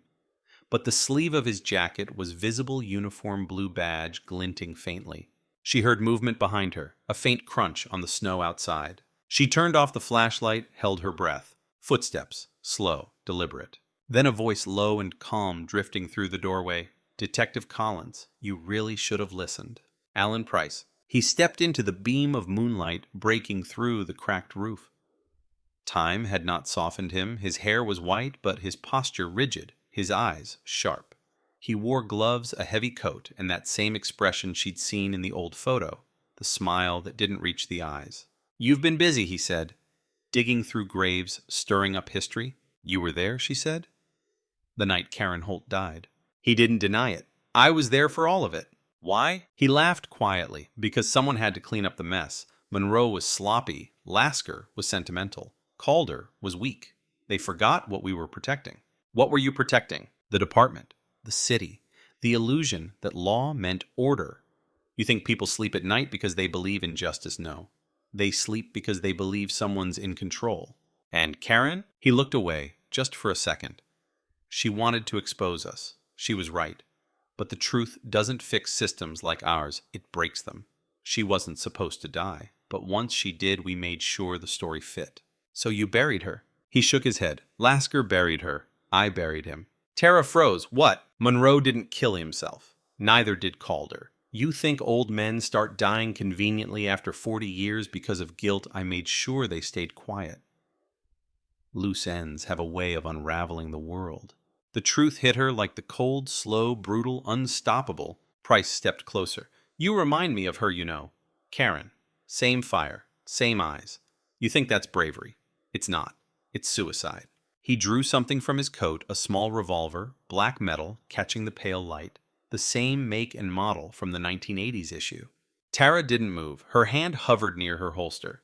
If you shoot me, she said, you prove everything. He smiled. That's the beauty of the Snow Detective. It covers everything. By morning, it'll be like you were never here. The silence stretched thin. Then, in the distance, the faint wail of sirens. Back up. Someone had tracked her GPS after all. Price's eyes flickered toward the door. That was enough. Tara moved. The gunfire split the quiet like lightning. One shot, then two. Echoes bounced through the metal walls, swallowed by the storm outside. When the officers arrived minutes later, they found her standing in the snow revolver hanging limp in her hand, breath steaming in the cold. Price lay on the ground 10 feet away, blood seeping into white powder, a dark flower blooming beneath him. He was still alive when they reached him. She knelt beside him as the paramedics called for the medevac. He grabbed her wrist with surprising strength. His voice was faint but clear. You think it ends with me, he whispered. You have no idea how deep it goes. Then he smiled one last time, and the snow began to fall again, thick and endless, covering his body before the ambulance lights could even touch it. Tara sat in silence as they loaded him away. She didn't feel triumph, only the emptiness of another ghost joining the pile. The wind carried her name across the frozen field, a whisper that sounded almost like Karen. Back at headquarters, the media called her a hero. Detective Collins ends 40-year cold case with fatal shootout, but in her office, she stared at the evidence board. Price, Lasker, Monroe, Calder, Karen, all the lines converging into one final question mark, the coordinates from the memo, the one warehouse she hadn't checked. It was dated 2 years after Karen's death, and next to it, written in Monroe's handwriting, transfer classified Juneau Station. Another secret, another grave. Tara closed the file, exhaled slowly, and whispered to herself, the snow never forgets. Outside, the first rays of dawn touched the city, fragile, cold, and uncertain, as though daylight itself feared what might still be buried beneath. The storm had passed, but the silence it left behind felt heavier than the wind itself. Anchorage was blanketed under a deceptive calm, clean white innocent. But Tara knew better. Snow didn't purify. It preserved. It sealed every sin beneath a layer of stillness, waiting for the thaw to drag it back into the light. In the days after the shootout, the headlines burned through every screen. Cold case ends in blood. Final suspect killed in police confrontation. Justice for Karen Holt at last. But there was no at last. The story that the public had chosen to believe was simple. A rogue officer, a 40-year cover-up, a brave detective bringing the truth to light. It was cinematic, clean, convenient. The reality was not. Because the day after Price's death, someone broke into the precinct archives. No alarms, no forced entry. Just one file missing Operation North Wind Anchorage Division. Every copy, every photograph, every document tied to the operation was gone. The cameras glitched for exactly 7 minutes. Long enough for someone who knew the system. Long enough for someone who'd been there before. Tara watched the footage on repeat. Each time the static cleared, she saw her own reflection in the monitor, exhausted, suspicious, caught between triumph and paranoia. She'd killed a man who'd murdered in the name of silence, and yet the silence had already swallowed the evidence again. It was as if the snow itself had reached into her station and wiped it clean. She didn't tell the department what she suspected. Instead, she drove home that night through the white corridors of Anchorage's winter. Her headlights swept across the same roads where Karen Holt had once vanished. The same shadows, the same wind. On her kitchen table lay a folder she'd copied from Price's warehouse photos. Receipts, a crumpled page torn from a notebook. At the bottom, one phrase repeated, North Wind Continuation Juneau Station 1992-1994. And under it, coordinates, different from the ones she'd already found. Somewhere along the coast, near a decommissioned radar facility left over from the Cold War. The next morning, she made the drive, alone. The facility sat on the bluff, overlooking a frozen bay, its radar dish rusting in the wind, a relic of forgotten surveillance. The building was sealed, the locks iced over. She broke one open with a crowbar, the sound echoing into the hollow corridors. Inside was darkness, the kind that eats sound. Her flashlight cut across rows of abandoned desks, file cabinets, old radios. Then, on the far wall, a faded sign, U.S. Federal Property Project North Wind Archive. Her breath quickened. She pushed deeper through hallways lined with decay. The deeper she went, the colder it got, as if the walls themselves still remembered the winter of 1984. At the end of a narrow tunnel, she found a reinforced door marked Authorized Personnel Only. It was unlocked. Inside was a single room, a metal table, a tape recorder, and on the wall, dozens of photographs pinned like trophies. Karen Holt, Raymond Lasker, Monroe, Calder, even Price, his body in the snow, his eyes open, each image tagged with a date. But there was one more photo, at the center of the wall. It was of her, Tara Collins, taken 3 nights ago, standing outside her own home. The air froze in her lungs. She turned slowly. In the corner of the room, an old radio crackled to life. A voice low and distorted filled the space. Detective Collins, I wondered when you'd find this place. Her flashlight trembled. Who is this? You've done well, the voice continued. But North Wind doesn't end with Price. It was never about him. Or Monroe. Or the girl. It was about control. Control of what she demanded. The narrative, the story you think you're writing, the one you'll never finish. The line went dead. Then the lights flickered. She spun toward the doorway. Footsteps echoed down the hall. Slow, measured. She drew her weapon, her breath visible in the freezing air. Show yourself. A shadow moved, tall, familiar. The man stepped into the dim light wearing an unmarked coat, his face half concealed beneath a hood. He looked to be in his 60s, eyes sharp as glass. He held no weapon, only a small badge-polished federal issue. Who are you? Tara whispered. He smiled faintly, the one who kept it buried. You were part of North Wind. I am North Wind. He looked around the room at the photos, the cold relics of every secret the project had buried. Do you know what happens when the public learns the truth? He said.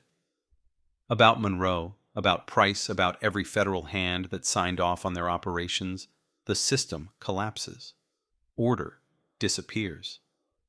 You think the world can handle the real story? Tara raised her gun. Try me. He stepped closer. You already did. You've been playing your part perfectly. Her stomach turned. What are you talking about? He pointed at the photographs. Look again.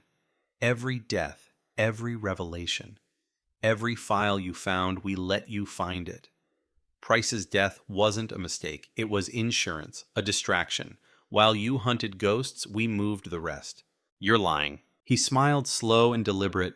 The snow buries everything, detective, including the truth. For a moment, the only sound was the wind moaning through the broken roof. Then he reached into his coat and placed something on the table, a sealed envelope marked with a single word, evidence. For you, he said, if you really want to finish what you started. Then he turned and walked away, his footsteps fading into the corridor. By the time she reached the door, he was gone. Only the wind remained. She opened the envelope with shaking hands. Inside was a photo, grainy black and white, taken from an overhead surveillance feed. It showed the Anchorage precinct parking lot. The date stamp was from the night of Price's death. In the image, a man in a dark coat was walking away from her car. His face turned just enough for the light to catch it. It wasn't Price. It wasn't Lasker. It was someone she knew, someone still working in her department. Her pulse thundered. She slammed the file shut and stumbled back into the snow, the cold biting at her lungs. The dawn was bleeding over the horizon, pale and merciless. Somewhere behind her, inside that dead facility, the radio crackled one last time. The same distorted voice whispered through the static. You think you're closing the case, Detective Collins, but you're standing at the beginning. She looked up. Snowflakes drifted past her face, dissolving on her skin like ghosts trying to speak. The city below still slept unaware of the storm that hadn't ended, only shifted shape. And as she walked toward her car, one thought repeated in her mind over and over, like a heartbeat buried under ice. The snow never forgets. The drive back from the radar facility felt like a hallucination. Miles of ice-blind road. The faint glow of the aurora cutting through black sky, her tires sliding over frozen asphalt like she was crossing a mirror. Tara Collins didn't turn on the radio. The static in her head was loud enough. The photo in the envelope burned against the passenger seat, the grainy image of a man walking away from her car, a man she saw every day at the precinct. Detective Evan Hartley. He'd been her partner for 3 years. Solid, quiet, reliable. The one who always had her back, who brought her coffee when she forgot to eat, who had told her the night she found Lasker's confession. Be careful what you dig up. Some graves aren't meant for daylight. At the time, it had sounded like concern. Now it sounded like a warning. By the time she reached Anchorage, dawn was a gray bruise over the city. The streets were silent, the snow still untouched from the night before. She parked a block away from the precinct and sat there, engine idling, eyes fixed on the building. She couldn't go in, not yet. Not until she knew how deep this went. The photo had a timestamp 23:47 the night Price was shot. She'd filed her report at 23:42. Left the scene at 23:50. That meant Hartley had arrived in that window after her, before the others. But why the only person who should have had access to her car that night was her? She opened the glove box, the envelope she'd received with the coordinates gone. Someone had been inside. Her breath clouded against the windshield. She dialed Hartley's number. It rang once, then went to voicemail. She didn't leave a message. Instead, she pulled the flash drive from her coat, the one she'd taken from Price's warehouse before the sirens arrived. She'd been too afraid to open it before, but now fear felt irrelevant. In her apartment, she locked the door, turned off the lights, and slid the drive into her laptop. It contained a single folder labeled Northwind Continuation. Inside were images, spreadsheets, scanned memos. Project Northwind hadn't been shut down in 1991. It had been absorbed, rebranded as a federal surveillance program, one that monitored internal law enforcement loyalty. Anchorage PD had been one of its test grounds. And the field agent assigned to the Anchorage unit, Evan Hartley, her heart stopped. Every case she'd worked with him, every file they'd opened together, he'd been watching her, guiding her, steering her toward Price, toward Monroe, toward Lasker. The discoveries she thought she'd made weren't accidents. They'd been breadcrumbs. And now the trail ended with her. A sudden noise, a faint creak from her hallway. She froze. Then another sound. Soft footsteps, measured, deliberate. She reached for her weapon. The floorboards groaned again, closer now. She stepped into the living room. The front door was slightly ajar, snow blowing in. She raised her gun breath, ragged. Hartley. No answer. The lights flickered. Then, from the darkness near her kitchen, his voice, calm, familiar. You shouldn't have gone to the facility. She turned, aiming into the shadows. You were there. He stepped forward, face half lit by the flickering bulb. You weren't supposed to find it. Why? Because it leads to you. He smiled, small sad. No, because it leads past me. Tara's pulse pounded in her ears. You were part of Northwind. I still am. The words hit like a blade. So everything Lasker Monroe Price, you let me find them. He nodded. We needed closure. You gave it to the public. You gave them an ending. They stop asking questions when they think the story's over. Her voice cracked. You used me. He didn't deny it. You were perfect. The righteous cop chasing ghosts. The face of redemption. You made them believe the system works. She stepped closer, gun still raised. Who's we? Hartley tilted his head. You think there's only one Northwind? It's everywhere now, in every department, every file, every unsolved case reopened to keep the public occupied. You think this was about Karen Holt Namayo. She was just the first thread we pulled. Then why kill Price? Hartley's eyes darkened. He went off script, tried to expose the whole thing. We couldn't risk him talking. But you turned his death into a narrative. The hero triumphs. Justice prevails. The snow forgets. That's what people need to hear. Her hand trembled. So what happens now? He glanced at her gun. That depends on whether you want to be remembered as a detective or a martyr. Don't, she said. But he took a step forward anyway. You've done enough, Tara. Go back to your life. File the final report. Let it go. She hesitated. The snow outside pressed against the windows, thick and silent, swallowing sound. Then she lowered the gun, just slightly. And if I don't? Hartley's expression didn't change. Then I finish what Northwind started. The words weren't a threat. They were a sentence. Her instincts kicked in. She fired once. The shot cracked through the apartment glass, shattering smoke curling. Hartley stumbled back, clutching his shoulder. His gun clattered to the floor. He stared at her, not angry, not afraid, just disappointed. You really think this ends with me? He turned toward the door, blood trailing behind him, and vanished into the snowstorm. By the time backup arrived, there were no footprints, no sign of him, just the wind. Later, alone in her apartment, Tara played the flash drive again. One final file had appeared time-stamped 5 minutes after the shooting. It was a video. Security footage from inside her own home. The camera angle showed her standing there holding the gun firing, but there was no one else in the frame. No Hartley, no shadow, just her. She froze, rewound it, played it again, still empty. And beneath the footage, a single caption faded in Project Northwind field test successful. Her hand trembled. The screen flickered once, then went black. Outside, the wind howled, carrying whispers that sounded almost human. Somewhere deep in that darkness, a voice, soft, almost kind, murmured her name. And as Tara stared at the black screen, her reflection looked back at her, not in fear, but in realization. The snow hadn't been covering the truth. It had been rewriting it. The night stretched on without time. Outside, the city slept under a white silence so complete that even the hum of power lines seemed to vanish. Inside her apartment, Tara sat motionless in the glow of her dead screen, the laptop still open, the cursor blinking on a void. The room smelled faintly of gunpowder and snow. Her pulse thudded against her ribs in heavy, uneven beats. The video hadn't lied, or maybe it had lied too well. In the frame, she was alone. One shot fired, one shell casing recovered, one report written. No trace of Hartley. No fingerprints but hers. No voice on the audio. No signs of forced entry. Just a woman, alone in a locked apartment, aiming at nothing, shooting at ghosts. And yet she could still smell the gun oil on his coat, still hear his words. We needed closure. You gave it to the public. Her hands trembled as she loaded the footage onto an external drive.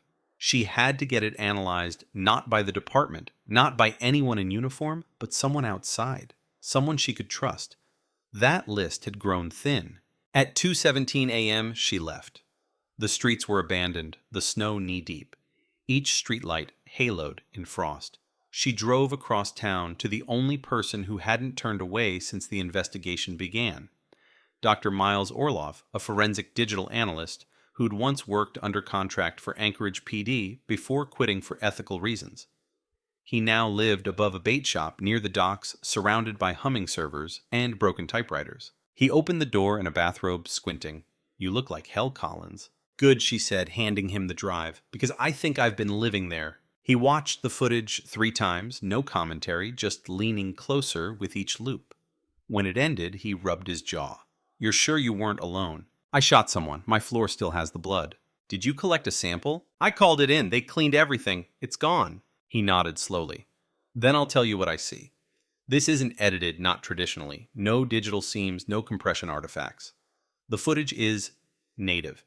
But there's a temporal overlay, a false timestamp burned over the original frame.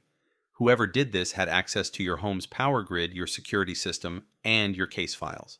"How?" Orloff turned one of his monitors toward her. Lines of code filled the screen. "This isn't surveillance footage, it's a simulation feed."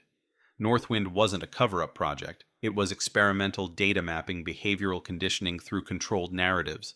Their files show early prototypes in the late 80s using visual hallucination tech from military research. But after the scandal in 1991, it was reclassified as psychological warfare testing. Tara stared at him. "You're telling me this was an experiment?" He nodded. "And you were the subject." Her stomach turned. She'd heard of black projects before MKUltra whispers military mind studies conspiracy bait for the desperate. But this felt different. Too intricate. Too clean. Every death, every lead, every conversation that had pushed her deeper into the snow orchestrated. Scripted. "How far does it go?" she asked. Orloff hesitated, scrolling through encrypted data. "Farther than you think. Every officer involved in the Karen Holt case was flagged in Northwind's personnel records, and your name was added last year." She felt the floor tilt beneath her. Who added it? He clicked again, zooming in on the file metadata.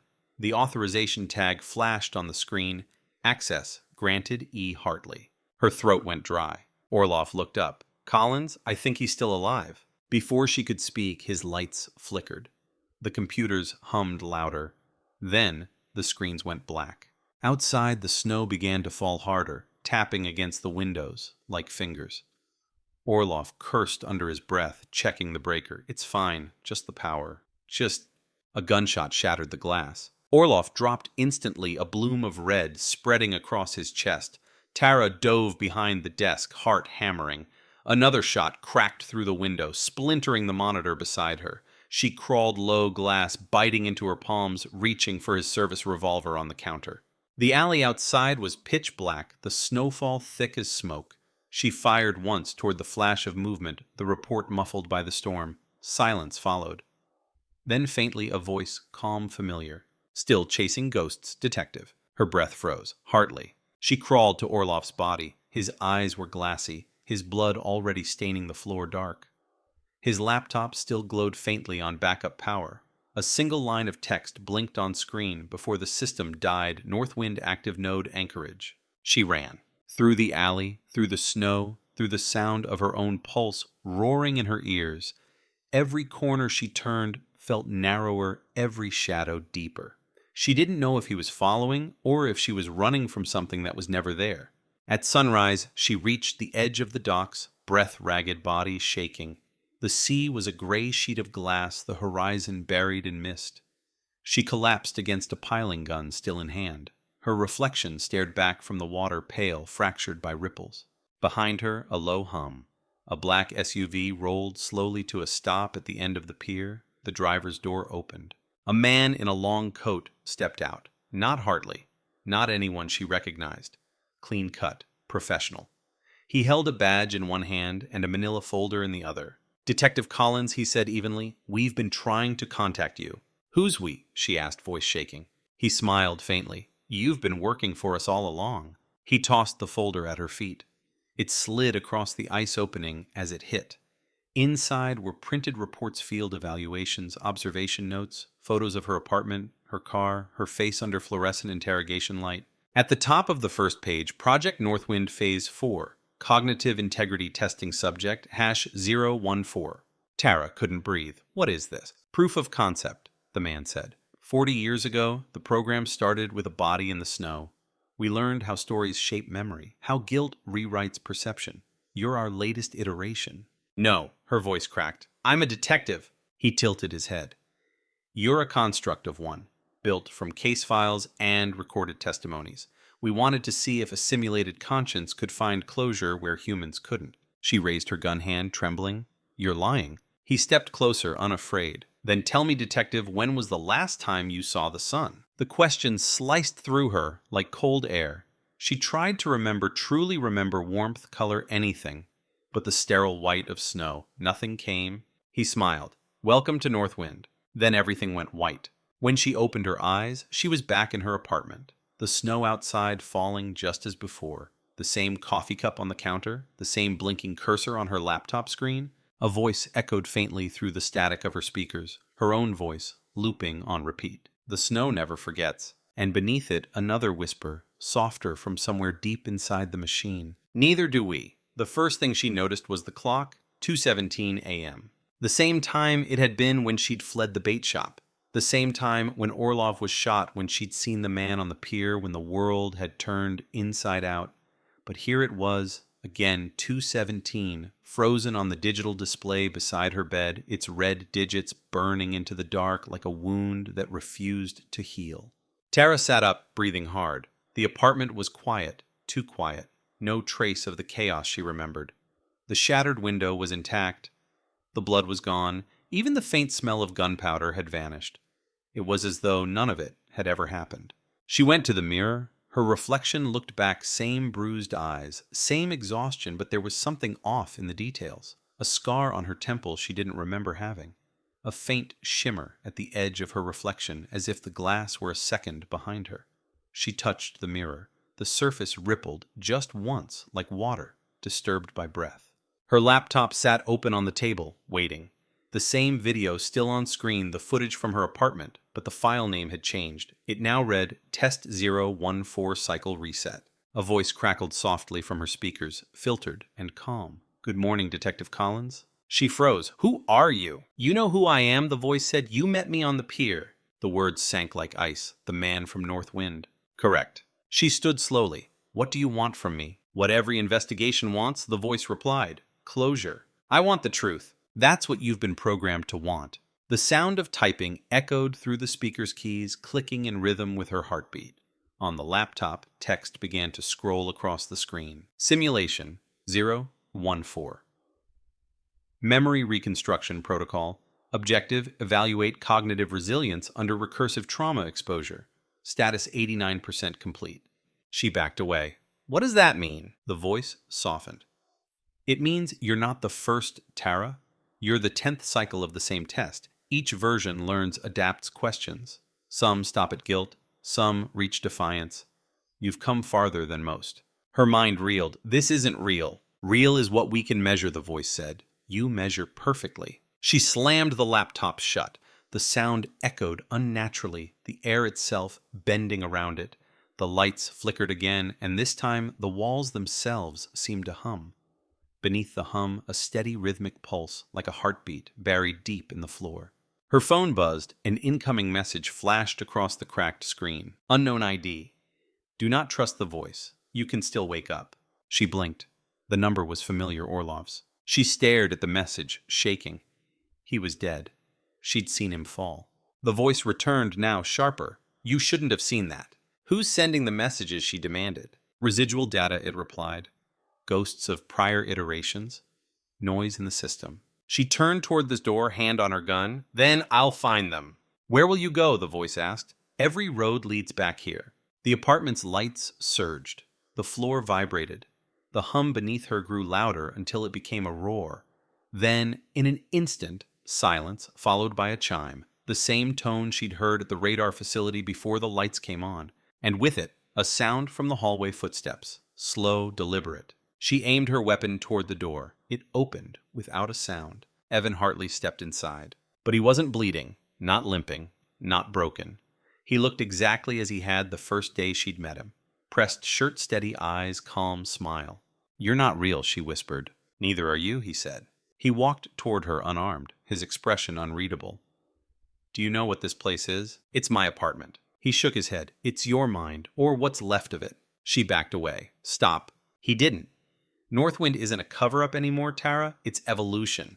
The program doesn't test people, it replaces them. You were built from the memories of the real Tara Collins after she disappeared 5 years ago during a federal investigation into Lasker's case. She felt her stomach turn. You're lying! I wish I were. He gestured to the window. Outside, snow fell endlessly swirling but never landing. A loop, a perfect cycle. You're inside a simulation designed to recreate her final days. They run it again and again, searching for an ending that makes sense. You're version 10. The others broke before they got this far. Her knees weakened. Then what happens to me? That depends on you, he said gently. You can stay. Accept the illusion. Be the detective who solved the cold case, the hero who uncovered corruption. Or, he paused, meeting her eyes, you can wake up and see what's really outside. She shook her head. How? He stepped closer, his voice low. There's always a door. You just have to stop believing it isn't there. He reached into his coat and handed her a small object, a silver key, tarnished and cold. The tag attached read Anchorage PD Evidence Room 47. Then he stepped back, fading like breath on glass. Good luck, detective. The room dimmed. The laptop flickered to life again. Across the black screen, new text appeared. Exit protocol, unlocked evidence room 47. She looked down at the key in her hand. It pulsed faintly as if alive. Then the walls shifted. The apartment dissolved, folding into shadow. When it cleared, she stood in a long, narrow corridor lined with steel doors, each one numbered each one, humming with power.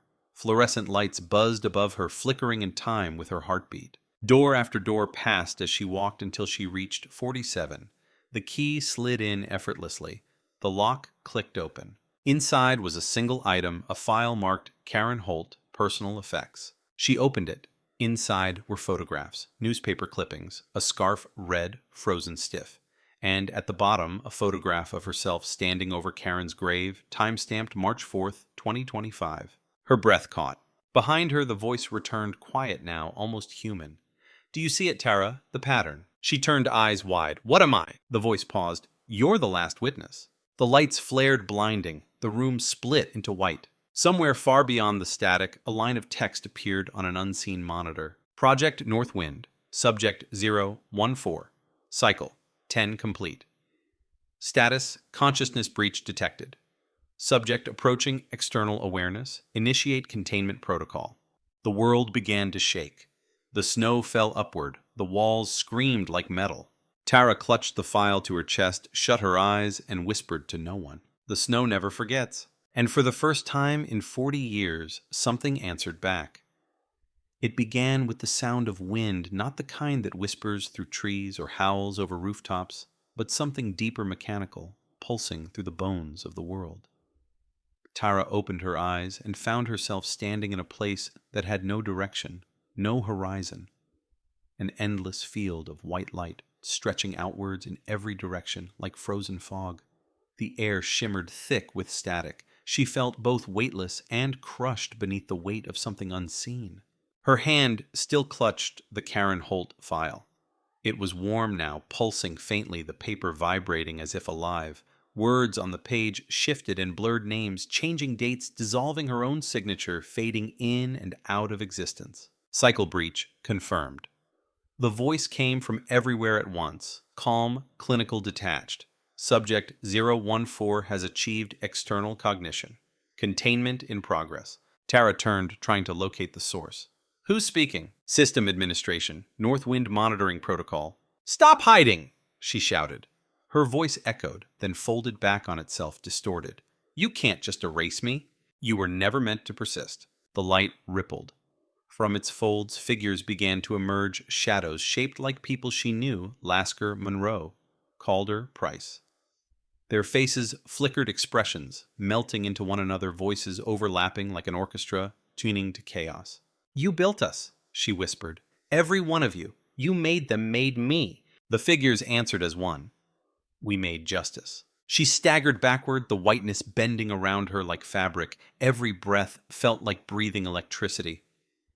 The wind rose again, whispering her name, Tara, Tara, Tara, until it became unbearable. She clutched her head, screaming into the void.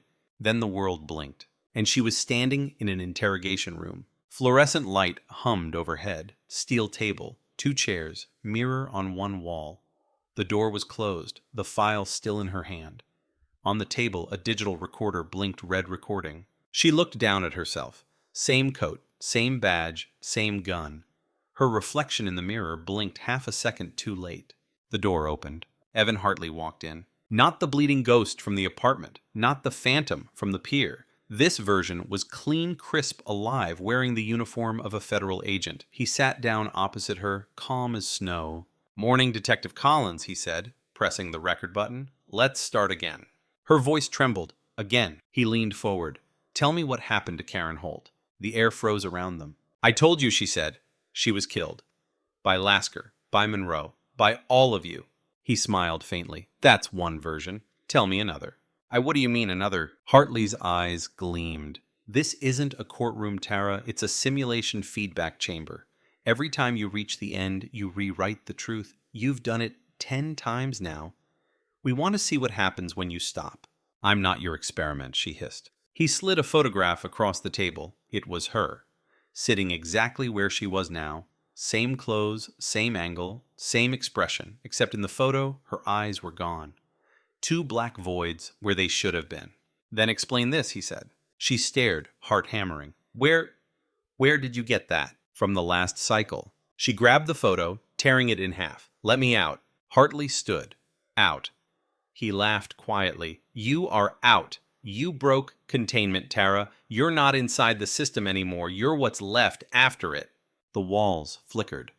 For a moment, she saw what lay beyond them, not plaster or steel, but endless grids of light, a lattice of data streams, pulsing through darkness like veins in a living machine. "Where am I?" she whispered. Hartley's smile faded.